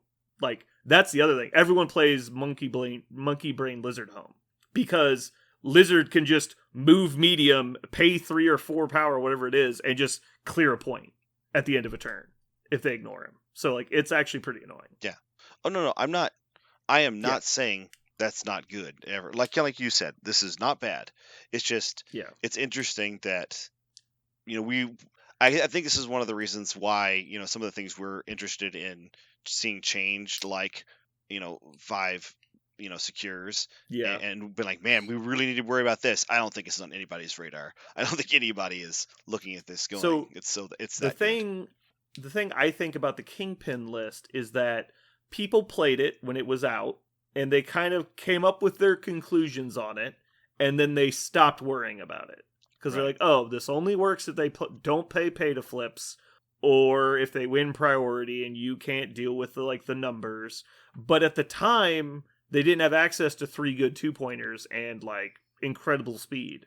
Now, oh look, we have a speed longer and affiliation, that's 3 points. Now we have affiliated 2-pointer. And Aaron joined the game right after that happened, pretty much. Or at least he moved to Criminals right after that happened, because he was on Avengers before that.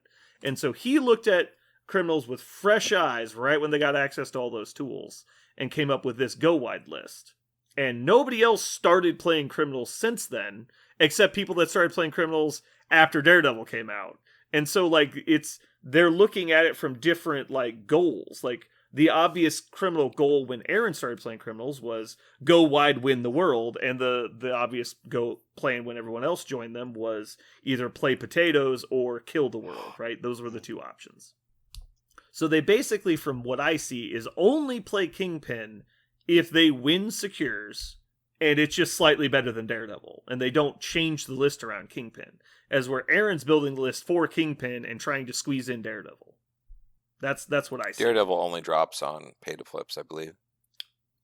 Basically, yeah, because if they win secures, they're playing Kingpin because he's slightly better. Mm-hmm. I'm excited to see what he can do with it at a high level of play, like at LVO, because it's zero fun to play against, and I think the world deserves it. It is, because you make 0 decisions during the game. Yep. Because it devolves into where are you putting your 4 models, maybe 5 models, and the answer has to be 3 of them go to 1 point. So 3 of them go to your back point. 2 of them run off and try and get secures, and that's your decisions. And none of those were decisions. Those were the obvious plays. Because if you spread out 2 and 2 or 1 and 1, he takes them for free. The best you can do is put 2 guys on 1 probably, and hope it's not worth his time to contest it so that you get 0. Yeah, I mean, you didn't bring 16 models in your list, did you? I did not. Well, that's too bad, because you should have. Right. Yeah. Not to mention, you're losing an extract on turn 2 or 3 as well, so... Yeah, you're not even counting those. Yeah, I'm not even counting Black Hat, because all she's doing is standing on a point through this game. Yeah. I remember we played 4 games of this when I was playing Web Warriors against his Criminals, and it was just I'm playing Web Warriors. I have the ability to move you off the points, and it doesn't matter. At best, I can defend my 2 back points with good turns. But it has to be one of my, Webblinders goes, because they don't move to the back points until you've made all your decisions, right? He's waiting for the last 2 activations of the turn to move to your back points. And so you have to put your guys there before he gets to make a decision. So everything the Criminals are doing, they're doing with full information is the problem. And so it's not am I going to do this? Is he going to do that? It is, what did your opponent do? Follow the flowchart. Do what they didn't do. Oh, well, fuck. Yeah. I don't know. Aaron did, I think he went 3-1 in the qualifying. Oh no, he didn't play in the qualifying event. He played in the warm-up and the Chaos Tournament, and he went undefeated in the Chaos Tournament like I did, and he went X-1 in the Chaos Tournament, also losing to Mike like I did. So we had the exact same records in the events we played in together, and the same opponents, basically. Well, cool. I'm glad it turned out to be a, well organized, even though there was a bit of chaos, but that doesn't mean it can be not organized. It's good to hear. Chess clocks were technically optional, but I played with chess clocks in every game I played, and I think collectively Aaron and Parent only had one game off clock. And so people were fairly willing to play on clocks, because a lot of them are carryover. War Machine players is not too bad. But there's a decent amount of them that are like coming in from Fantasy Flight games like X-Wing that don't use clocks, or just generic like HeroClix and stuff, or just people who haven't played miniatures games before, that are a little hesitant. But generally what I'm seeing is they play one or two on the clock and they go, oh, this isn't that bad. Like, perfect example, my opponent Chris Beck, the guy I said I had a lot of fun playing against, he had never played on clock before the tournament. I think I'm the only opponent that he played on clock against, and he did totally fine. He was actually ahead of me in several of the turns. So yeah, don't be afraid of clocks, and expect to use clocks if you're going to tournaments. They already said next year it will be required. So for Adepticon, the team tournament, we did 4 rounds in 13 hours, I think it was. It started at 8, about 8:30 they ended. So it was 12 and a half hours they got in 4 rounds. And in 4 rounds, we did from 9:15 to 5:30, or maybe 6. I'll just call it 6. So like in way less fucking time. We had an hour-long lunch break in the Contest of Champions, and we had 30-minute breaks between each round. And there was no rush, Seems at all. reasonable. We were easily in time. Yeah, it's weird how when you use clocks, there's no time problems. Anyway, I've talked your guys' ear off enough. I'll wrap it up. You guys look like you're about to fall asleep. The winner of the Invitational, do you know what they're playing?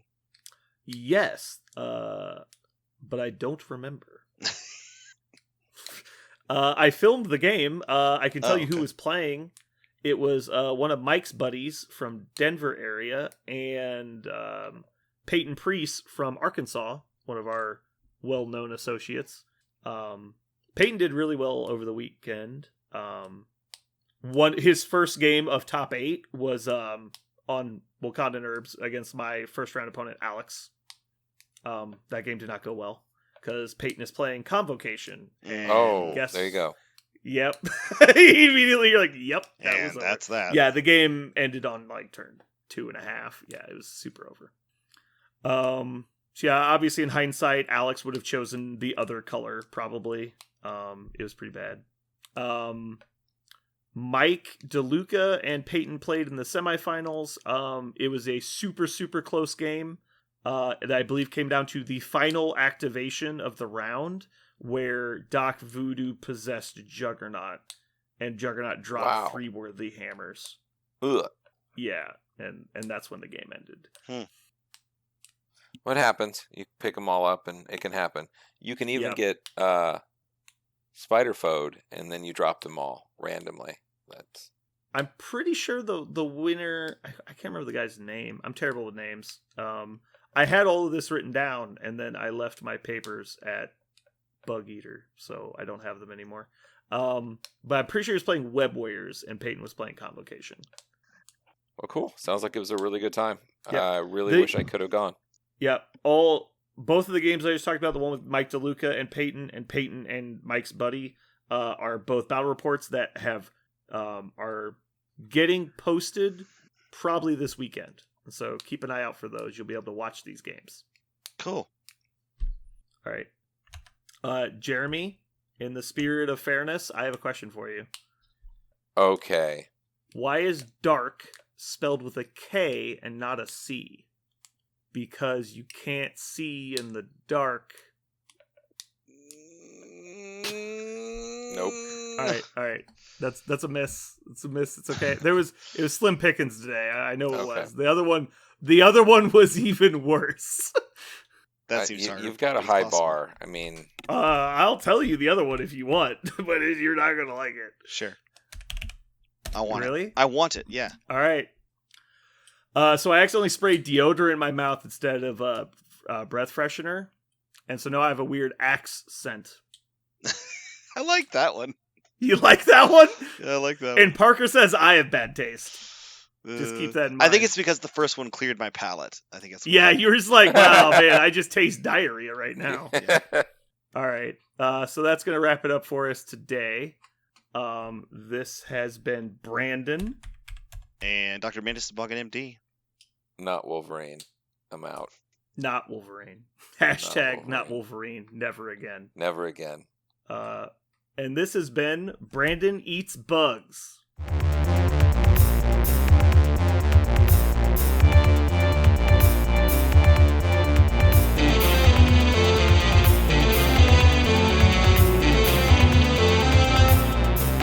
So what are we going to call this thing? I got it. Okay. Incredible, new, fantastic, astonishing, mighty, original, uncanny, sensational podcast. I'm just going to put down infamous.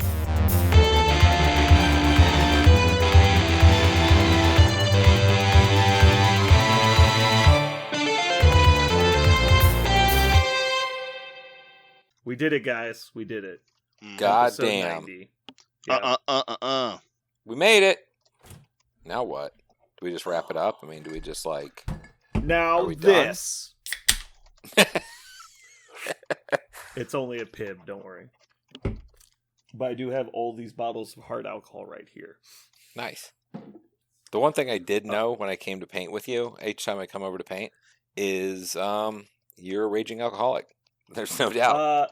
No, the amount of dust on a lot of these bottles. That's says true. A lot, actually. That's true. You certainly a lot of don't these go through it bottles are fast. from years ago. I actually haven't drank hardly at all over the last 2 years. Actually, very lightly. Like, I noticed a difference in my alcohol tolerance. Like, that's how little I drink. That's a good thing, though, isn't it? Like, I always notice that when I'm dieting.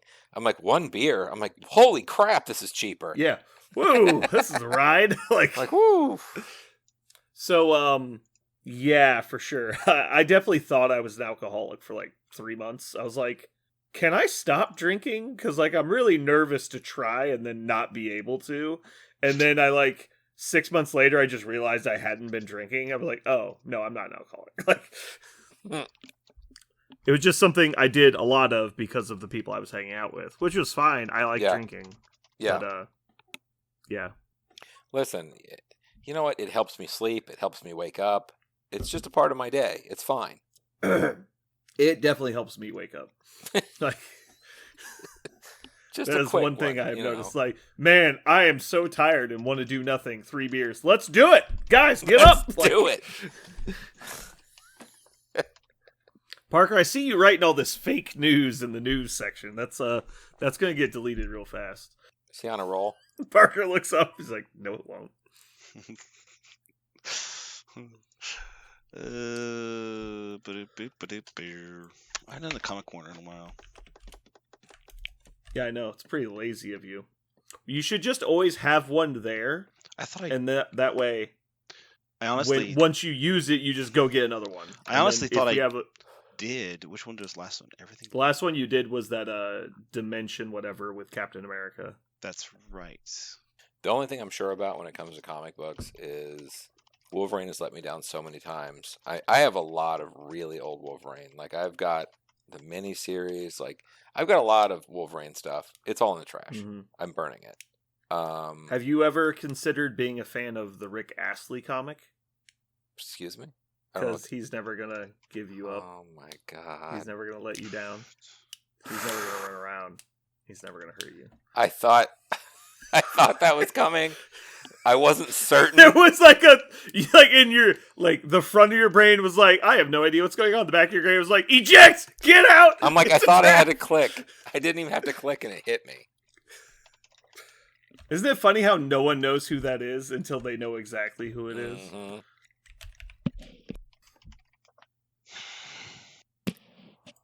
So what other movies are coming out that are any good? Like Maverick is supposed to be good. What else is coming out?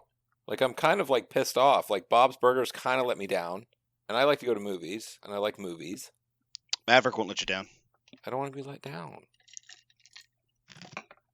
Maverick won't. Okay.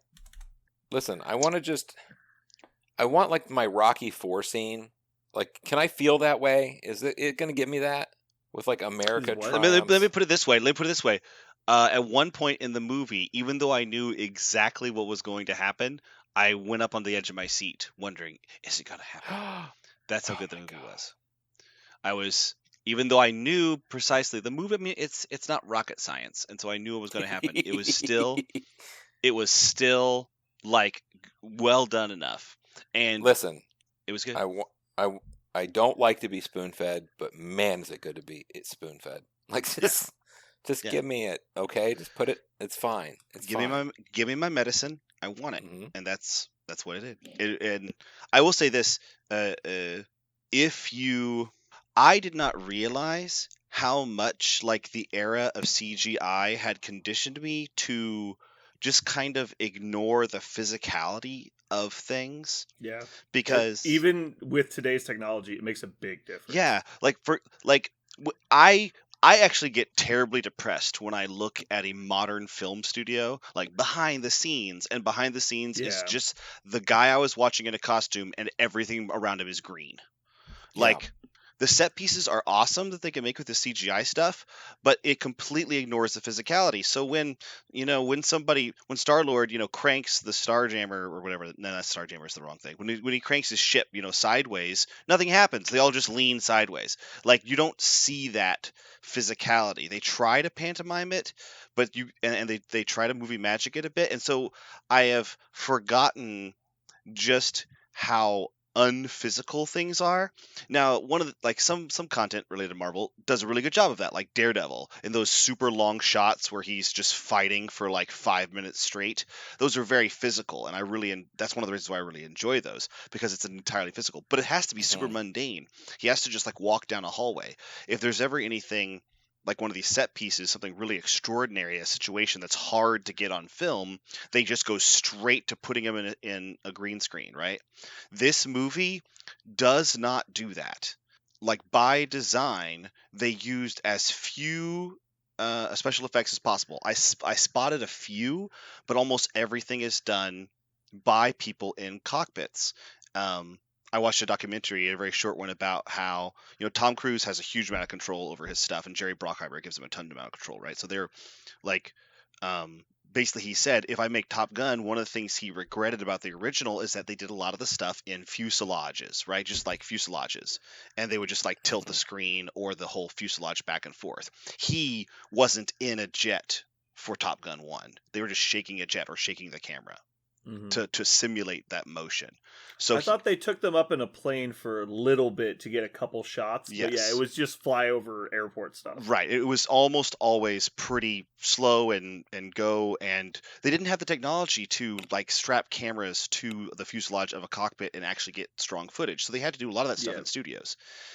So now that they have the technology for this, he basically asked and was granted the ability to perform almost every shot in an airplane, in a jet, is them in a jet. Now they're not flying them. They're the secondary pilot is flying them. So if you pay really close attention, sometimes you can tell they're not the one flying it.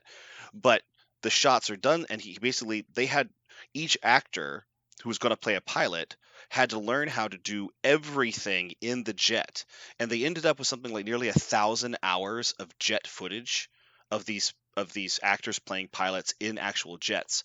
And so when they're doing some of these crazy maneuvers and you see the physicality on their faces and you're going, that's fucking real, like that's not CGI. That's not them just leaning sideways or backwards or forwards. That's them really struggling to stay a conscience during a high G turn, or really struggling with the forces being pushed on their body, or them having to deal with the small spaces, or how hard it would be to hold your arms up or look backwards or sideways or forwards. It was really cool how much I realized instantly that I had been missing that for the past like 10 years. I had not seen anyone actually get thrown sideways by something. And I'm not spoiling anything in one of the very earliest scenes of the movie to tell you like what kind of movie this is. In the very earliest scenes of the movie, this spoils nothing. Tom Cruise is being a test pilot. His character is being a test pilot for this super awesome high-speed hypersonic jet, which really exists. And they actually got one of these super hypersonic jets from the Navy, and they put it in the film. And in the early scene, there's this shot where the jet is about to take off over one of the admirals, right? Because Maverick is taking it out without permission. And so the Admiral stands next to a guard shack and just kind of stands there with his hands on his hip as the jet takes off. And it the backwash from the jet nearly knocks the Admiral down, lifts the entire roof of this guard shack up and just slams it down and breaks every window. They did not know that was going to happen. They did not know God.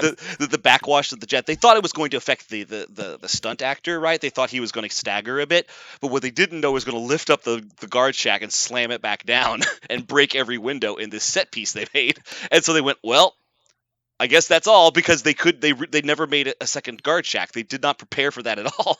And so they got this really amazing shot of the physicality of this jet, just how much power these scramjets have to push air around, and it literally destroyed their set piece.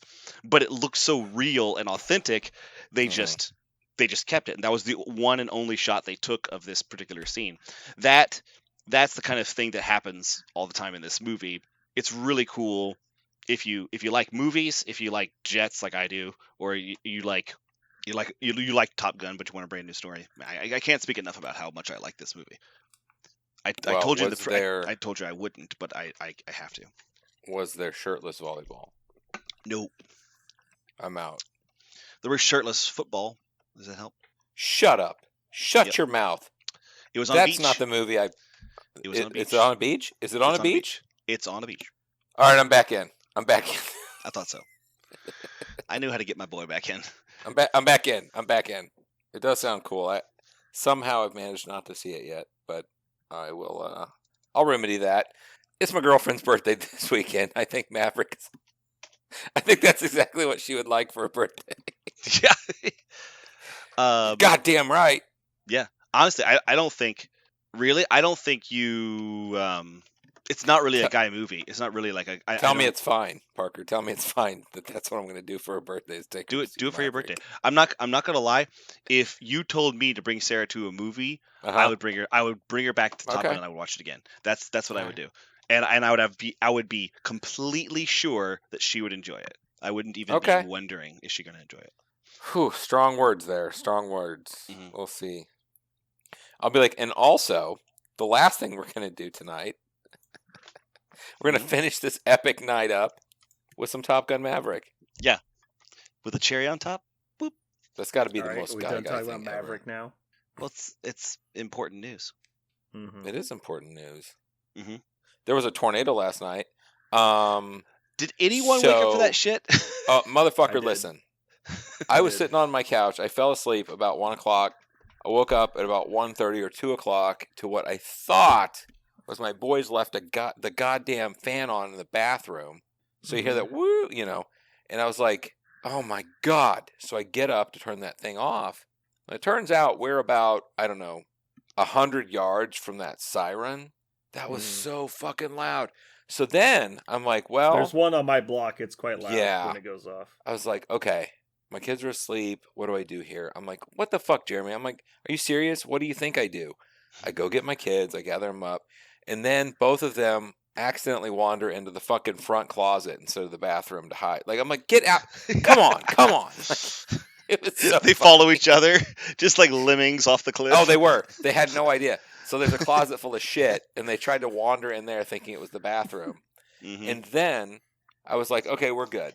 The thing finally goes off. I'm watching the news out in the living room, and I'm like, okay, it's past. Let's go. They go to bed. Sure enough, the fucking alarm goes off again. The siren goes off again. And then man, they run down the stairs. They hop in the bathroom, and they're like huddled in a corner with one blanket around both of them. And I'm watching the news. It finally goes off, and they're like, we just want to sleep in here. I'm like, oh my God, don't start this crap. So they're all scared and freaked out. I finally get them to go back to bed. I'm like, watch a movie or something. Oh my God, I was up from like 1 to 4 in the morning, and then I had to go to work and all that stuff. I'm like, oh my God. But nobody died, so that's cool. So for me, the siren off right when I laid down to go to bed. I heard the siren. I was like, oh, it's not Wednesday. That's the first thing I thought to myself. Wednesday at 2 a.m. Yeah, Wednesday at 2 a.m. was the time they usually do it. Hey, man, Wednesday's Wednesday. I know Wednesday is technically Wednesday. So I pulled up my phone, I looked at the active radar, I go, oh, there's no tornado. And I just closed my phone because I actually had to spend time studying what tornadoes look like on active radar. Yeah. I literally just closed my phone and went to sleep. I heard Max go downstairs into the basement. I'm like, what a loser. Yeah. Coward. Well, Maverick wouldn't have done that. we got checked last night with our tornado preparedness, and neither Sarah nor I, we were both been pulled up into that Awake. boy. We woke up in Oz because we did not get the memo. Yeah. You both haven't rested as good as that in years. Yeah. No, You I woke slept up pretty well, crisp. actually. Yeah. Just crisp. Well, Mhm. I know that I would sleep through it. I don't know. to this day, I'm not sure what I wouldn't The sleep problem through. is if it comes through at 6 a.m., I'm a goner. Like, no way I live through it because I'm definitely asleep. Yeah. Sarah is actually a very light sleeper. I was shocked that she didn't wake up, which tells me that we must not be able to hear the siren very close in our where we are, Mhm. just where our Yeah. house is located. It must be pretty quiet here because Sarah is very easily woken up in the night. So it's she's definitely our dog is deaf too, which means that Oh, Sarah God. is the only Sarah's the only source of alertness at night. That's weird, yeah. So- There's literally one on my block, and I Yeah. commonly sleep through it when it goes off at noon. Oh, I'm sure you do. Yeah, it was Yeah. going off, and I was like, okay. I'm like, let me Hey, go and Wednesday's just. my day off. I was like, let's just go, and I'm going to peek outside and just see, because obviously, as a weatherman that I am, I'm going to be able to know what's happening. Yeah, So- you're like, it looks pretty dark. In the pitch ass I look black. outside; it's pretty dark, and then like 4,000 flashes of lightning in a green sky with an entire cloud wall is just ripping across the sky. I'm like, oh fuck me! Get back in the Like, house. oh Get fuck back me! in the house. Like I Yeah. seriously ran up, grabbed my kids. I was like, this is insane. But I mean, it was only momentarily because it was actually moving so fast. Like it just kind of like barreled through and it was over. But it was crazy because I really was. I was like, I'm just gonna peek out this small window and just see what's happening. Yep, that's fucked up. Get the Yeah, kids. Hopefully we don't tornadoes die. tornadoes at night are. I can't imagine something quite scarier than realizing you're close to a tornado and you could not see it. You just hear it and you're like, where the fuck is it? I have no idea. It's just around. Ugh. Yeah, I remember being a kid being really afraid of tornadoes. All I know is I haven't saw been afraid of Twister. tornadoes in a long time. I saw Twister, Yeah. and I the love Yeah, tornado it came out will when I was attack like you. 10. I love It's that. personal. Fuck that. A tornado will make it personal. Okay, it will come Mhm. after you. It'll do what it has to do. No, thank you. I love that movie. I saw that movie probably 80 times. I loved it. That was one of the first or second dates like I'd ever like really been on. That was crazy. Like it was a really cool movie, and like I say, it was like a date thing. The- I had seen it so many times that like when you look up online bloopers and things they didn't catch in Mhm. editing, I had watched it so many times I could tell you all of them. Mhm. Like there's a scene where the house rolls in front of Bill Paxton's car and he goes, "We're going in," and he drives into the house while it's completely sideways, and then he drives up a set of stairs, Yeah. implying that the inside of that house was like a fucking MC Escher painting. Yeah. It had like stairs. It was just still rolling while they were inside. I guess. But then they come out, and when they come out the second story, they come out like another. Yeah, no, but it's still sideways. yeah, it's still sideways. You're like, like they go into a wormhole, a wormhole, and come out the other side of the wormhole, which is also located on the other side of the house they just went in. Yeah, the people who like write the fucking screenplay and don't pay any attention. Yeah. Like that's hard to miss, right? Well, I mean, that cost a lot of money to like make that set piece, right? So they're like, you will have them drive up the stairs. You're like, well, And then somebody you get tell. the CGI editing back and the Yeah. house is sideways. You're like, what the fuck did you do? Yeah. We're going in. Oh shit, a dog. Oh, do you see my? You have a dog. Yeah. I've never seen your dog. Yeah, she's something's up. She's about to vomit or nothing. You look very casual about the situation. Well, she just every time she feels a little something, like a little tickle or something, she'll come to you and be not like she's not scared, she's not shaking or anything. She's just like, I better hand it out right next to him, so if I vomit, it's on his feet. Like she's looking for comfort, I guess, but she gets none. Yeah, her tummy must be upset. Yeah, she's never had a great she's deaf. She's never had a great GI system. Everything else is great, but health I wise, feel like your whole household has poor GI. yeah, it's kind of just a standard Geekery thing. Mm-hmm. He kind of adopted it. It was something he felt strongly about as a youth, and he went after it. He's like, okay, I'm gonna adopt a family Yeah, and a pet that's all just kind of based on that. yeah, all of them just can't really, they're all tore up for the floor up. All of them. You must spend a fortune on plumbers. Actually, that's not the problem. Everything is pretty. I was gonna say it's Comes kind out. of the opposite. Yeah, it's kind of the opposite problem. I spent a ton on toast. Oh yeah. Rice. Yeah, rice, toast, and bananas. Applesauce. We have applesauce at all times in our house. Yep. I eat toast. My wife is like, "How do you eat so much toast?" And I go, "How do you have a solid shit without one? Like you must have toast." You need the toast. I need the toast. What was the? I can't remember the name of the comedian. There's a comedian who does a bit where he didn't know how unhealthy he was until he got married, because he came out of the bathroom one day and his wife has her cell phone in her hands and she's like white as a sheet and she's like, "Do you need me to call 911?" He goes, "What do you mean?" And he goes, "Because of what just happened in there. Are you okay?" He's like, "Yeah, I just going to the Just went to the bathroom." And she bathroom. goes, "What do you mean you're just going to the bathroom? That sounded terrible." Like, "What do you mean?" He's like, "Wasn't that like terrible diarrhea?" He goes, "Well, yeah." And he goes, "Well, you must be sick." And he goes, "No, that's It just should, all how the." it comes And out she on goes, Wednesdays. "Wait a minute, that's what you do every time you take a shit?" He goes, "Yeah." It's just like, what's wrong with that? Every time I go to the bathroom, I have violent diarrhea. It's just like, Explosive. Oh my god. and she's just, Yeah. shit. I wish I remember Tom Segura. That's who it is. I could picture his face. Yeah. That's Tom Segura's stand-up. But yeah, brat diet is alive and well in this house. This is how we all roll. I can't fit toast to my dog, but I disagree. I guess I could, but I don't know. She'd do very well with that. My dog will eat anything but vegetables. No, that's the one. Specifically, vegetables with cellulose, I guess. Yeah, I was gonna say that my dog does quite the opposite. She won't eat anything. She'll eat like dog food and carrots. That's about it. You give her. You're not supposed to give carrots to dogs. You can. It's bad for their intestines.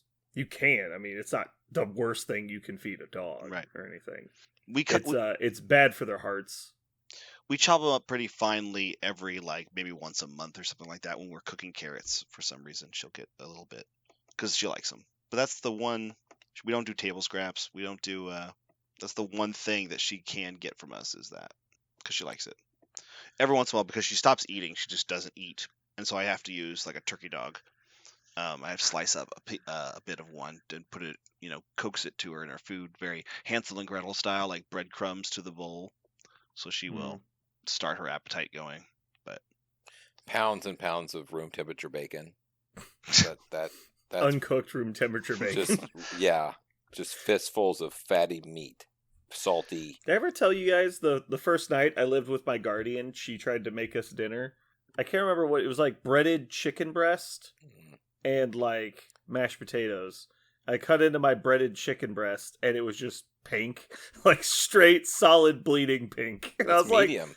like, are you supposed to have rare chicken? And her fiance That's why it's cut tender. into his. He goes, "What the fuck did you do to this chicken?" Tender. And she's like, "What? Medium rare. That's how you're supposed to cook meat." And he's like, "Not chicken." Blech. So yeah, That's we had awful. pizza that night. Why didn't you just Ordered microwave pizza. it or something? It was very rare. Okay. We would have had to basically boil the chicken, which would have ruined the breading, and so we just threw it out. Sure. I had a cook that did that for lots of seniors, and he got fired. Oh boy. Mhm. okay, Brandon, can you something? This will make you happy. This is really good Prue Ramble content. Are you I ready? like being happy. So, Miss Marvel, your favorite character. I'm very unhappy right now. Oh no. she's getting review bombed. So for those Racist. are you familiar with review bombing? Is this a political thing or just like the thing people do when they hate stuff? Yeah, so the idea is it's basically just when the internet turns on some sort of content for some reason and goes to a new website it's getting that Jar reviews it. Jarred? Like, this Yeah. is fucking stupid? Yeah. Nice. And so sometimes they get review bombed because the internet just kind of collectively agrees that it's bad for some reason. Sometimes it gets review bombed because of some political stance. But let me give you some of the critical responses on IMDb right now for Ms. Marvel. First one.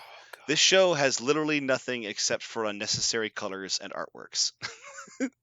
Nice. That was the quote was literally nothing except for things you don't want is the quote. The plot is garbage, far away from the comic storyline. The origin of Kamala's power is literally the worst idea anyone could ever think of. Didn't we Marvel, already call that? Yeah, Marvel, this is not what we want, another mediocre Marvel show, but this show feels like an actual Disney show. I just want Daredevil back and good stories. This is garbage. It's really rubbish. It's quite literally a children's show, quite rubbish. The green screen and horrible concepts, but some features are quite neat if you are an 11-year-old girl. Disney is off the mark. Please stop bowing to the woke mob and make something genuine. Focus on your fans, not social issues. It's a shame that Disney is distorting yet another franchise. Well, I mean, that sounds like Disney. They don't know what lane other than overly PC and fuck it, let's do Uncle Remus again. Yeah. Power from a bracelet is nonsense. In humans, Terrigenesis would be a better idea. People limited by idiotic traditions who do not allow their children to be happy. Oh my god. What are they saying in the show? How did she get her powers? A bracelet? It's from bracelets, yeah. She's not an What? Inhuman. Yeah, she's not What? an Inhuman. She has bracelets. So even the people I've that also like heard. Inhumans? Did they do the special effects like Green Lantern version of her powers? Yeah, apparently they're... Yeah, that's what it is. Yeah. She doesn't actually stretch her arms. It's energy constructs It's energy of her constructs, body. yeah. So not only did they do Miss Marvel, they did it horribly, which was everything that we hate about adapting comic books to like video media, which is when they nuke the source material and do whatever. Like, that's always the worst. And so they not only did they pick a terrible character to do, but then they basically didn't even follow the fucking thing. So apparently Miss Marvel and Obi. So this is following a trend. Apparently Obi-Wan Kenobi recently just got hit also by review bombing, and they say according to what they can determine right now, Miss Marvel and Obi-Wan Kenobi's. This is an article written about this.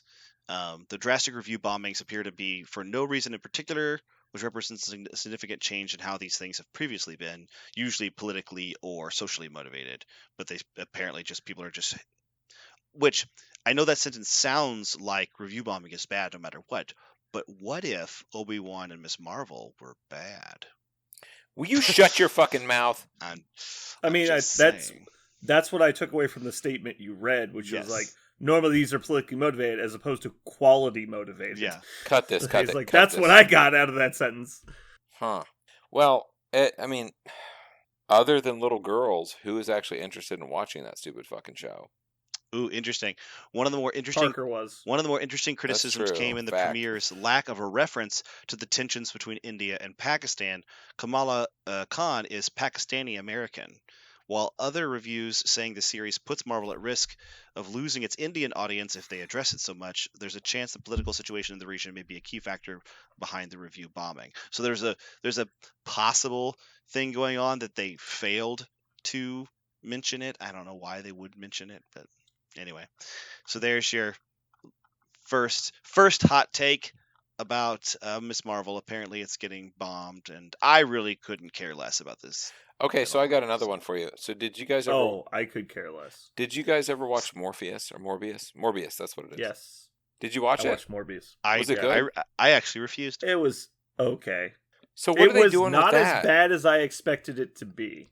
Like, I keep seeing things pop up, like they're pulling like stuff is changing, or like they're pulling think- all the Spider-Man details out or something. Like they're not gonna produce it with like actual other MCU content in it. Like, have you heard anything about that? I'm confused. It didn't have any Spider-Man stuff in it.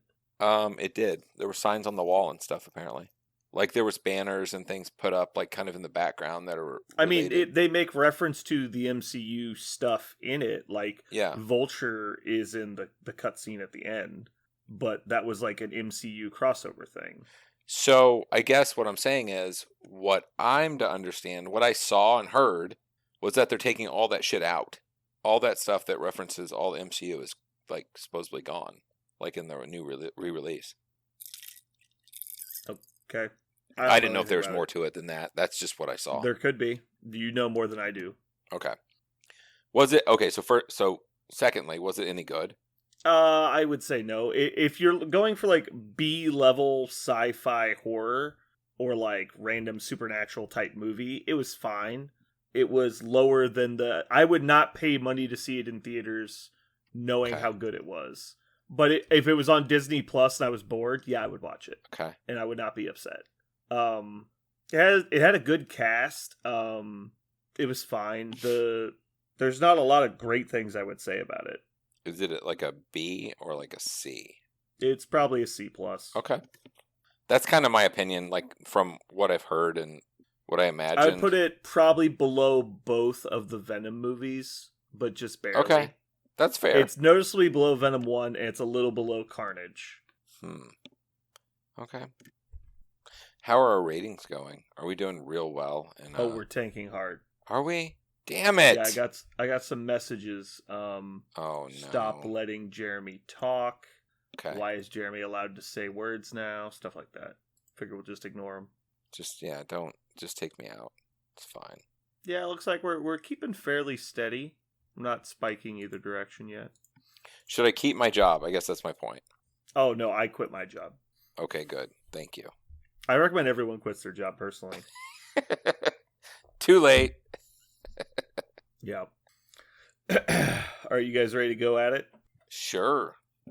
All right, let me get a timestamp. I don't have a comic corner. I don't know what to do about that. That's fine. I'm sure we'll fill time. Dun, dun, dun.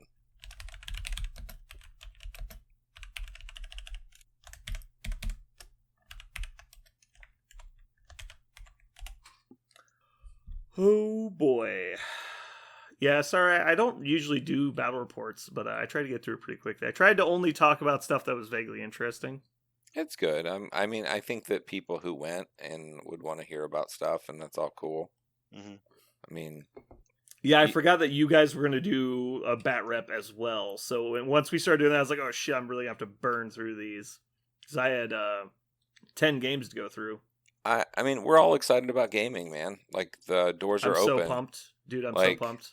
I didn't even get to talk about the thing I'm actually excited about. There's actually something I wanted to talk about today that I couldn't talk about because we had to do wrap-up stuff.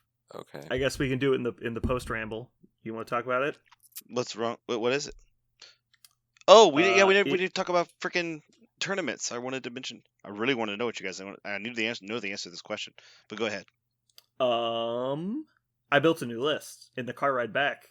I'm super pumped. Aaron helps me build it. Okay, what is it? It is Wizards Convocation. Okay.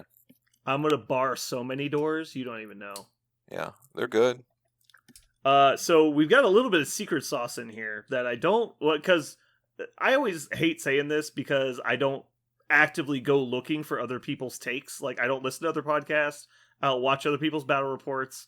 I'm so busy, I don't have time to do that stuff. I'd love to, I just don't have time. I don't talk to a lot of people out of our meta, and so I'm very sheltered in, like, the meta aspect, as where Jeremy actually goes outside, and Parker doesn't even try. Like, he doesn't know anything about the meta. He's like, I'm gonna play Nick Fury, fuck it. Like, He doesn't care. Mm-hmm. So I'm trying Blade in Convocation. Jeremy, is this a well-known fact? Because it seems busted. No, I've never heard of it. Nice. Very excited. He was on my short list when I was building a list. Yeah, so we were trying to choose the models we were going to take that weren't affiliated. And so we were talking about, like, Ebony Maw, Scarlet Witch, stuff like that, like Hood. And we got to the point, it's like, all right, we need another 4-pointer. There's only really a couple 4-pointers available to us. Like, obviously, Voodoo is amazing. And then Ancient One's okay, whatever. But we were looking, we were like, what about Enchantress? And there's a lot of good points about Enchantress. And then we were like, Blade as a joke, because he's got mystic attacks. And then we read it, it was like, well, actually, he hits like a fucking truck, right? Mm-hmm. Like, he's already one of the better damage dealers in the game, which is why Midnight Suns even works, right? Mm-hmm. Like, he hits like a fucking truck. He's got a 5-die Mystic Pierce attack as his basic that auto-applies bleed. And then Knight of the Dampier. For 4 cost, 7 dice, full rerolls, auto-applies bleed, and advance afterwards to protect himself. And so we're like, well, how can we abuse this? And we started looking at it as like, well, it kind of abuses itself. You've got access to multiple place effects to get him in there through Doctor Strange and Clea. Then you've got the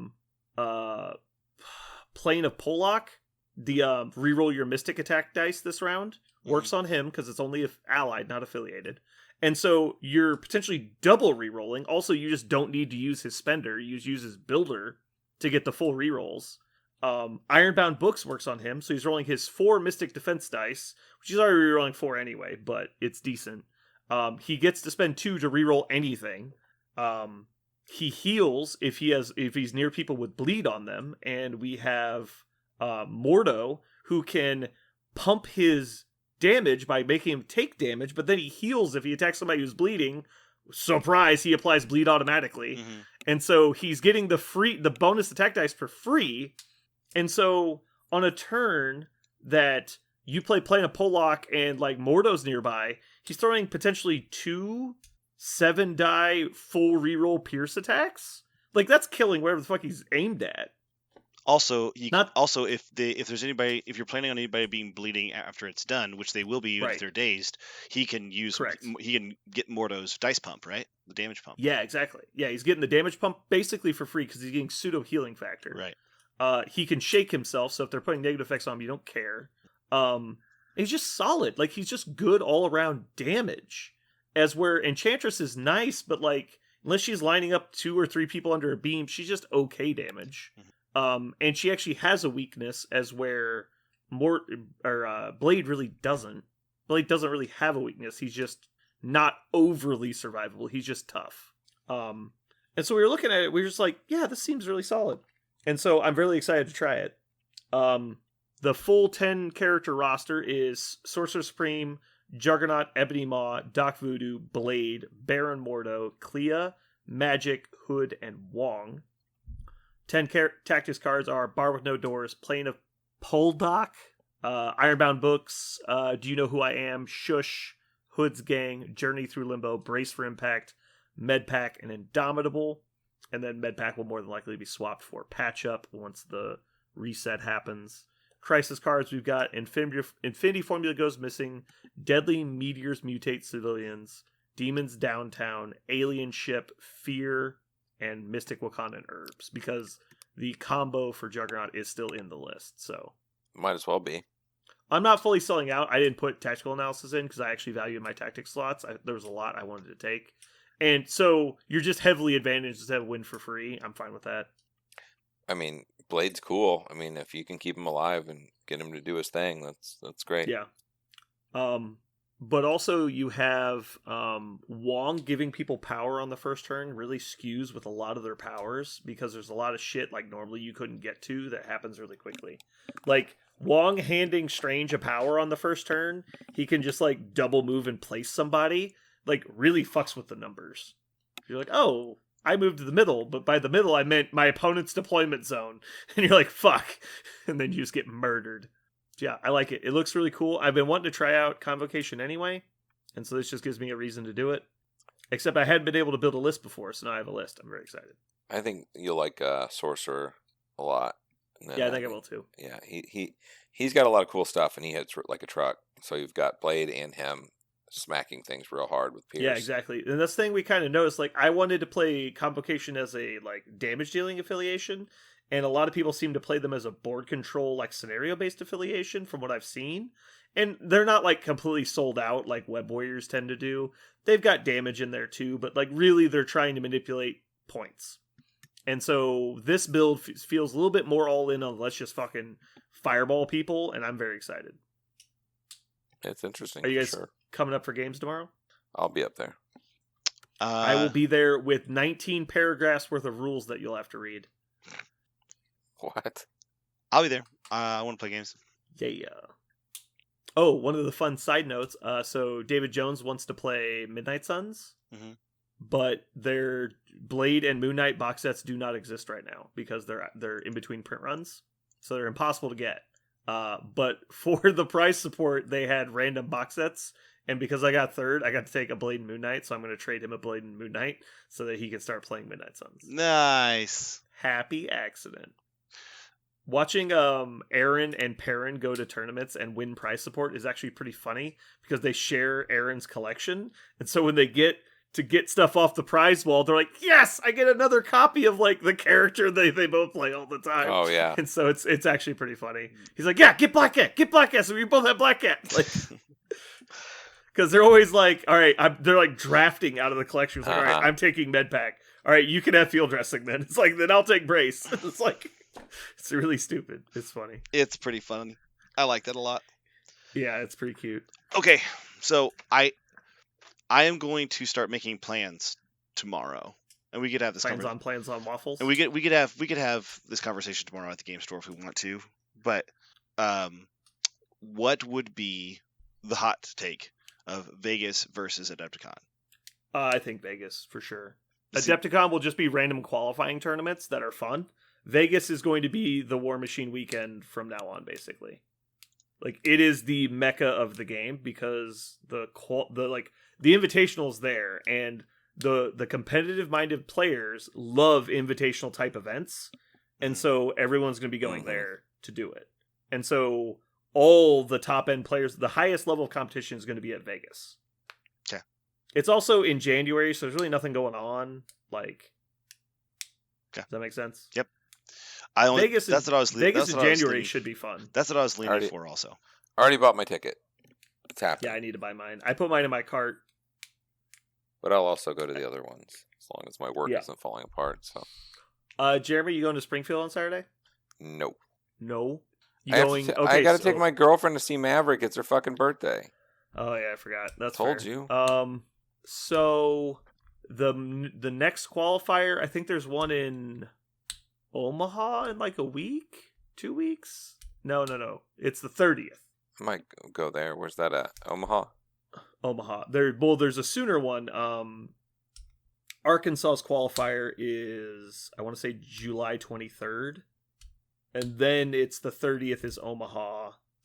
Maybe it's Des Moines. I can't remember. This is why I need to just update the events tab. I just need a couple hours to sit down and do it. You need hours? Yes, because I need to look up all of the events. I don't know all of them. And so I need to like go to a bunch of different Discords, pull all the information, update the sheet, ask around, like make sure I'm not missing anything. It takes time. Because a lot of times I'm like waiting on responses from people. It's like, hey, what store is this fucking event happening at? Because it doesn't say in the event details. And they just assume that everybody's from Omaha and knows where the fuck it is. But yeah, very, very pumped. I'm very excited. I came back from Omaha wanting to play way more games than I have been playing lately. Good. It seems like it knocked the sour of some of the negative things that you ran into most recently. What did I run into recently? You went to an event out of town and only played in the very first tournament and didn't play in the rest for 2 days. That was an event organization issue. Not That's what I'm saying, though. Issue. I mean, like, you went. Oh no, it was kind of like I'm very, out. very clean. Yeah. This is the first time in 5-6 years probably that I felt like I went to a convention and it was what I wanted it to be. Good. Yeah, super good. Nice. Yeah, so I wanted to give a big shout out to Bill because he did a great job.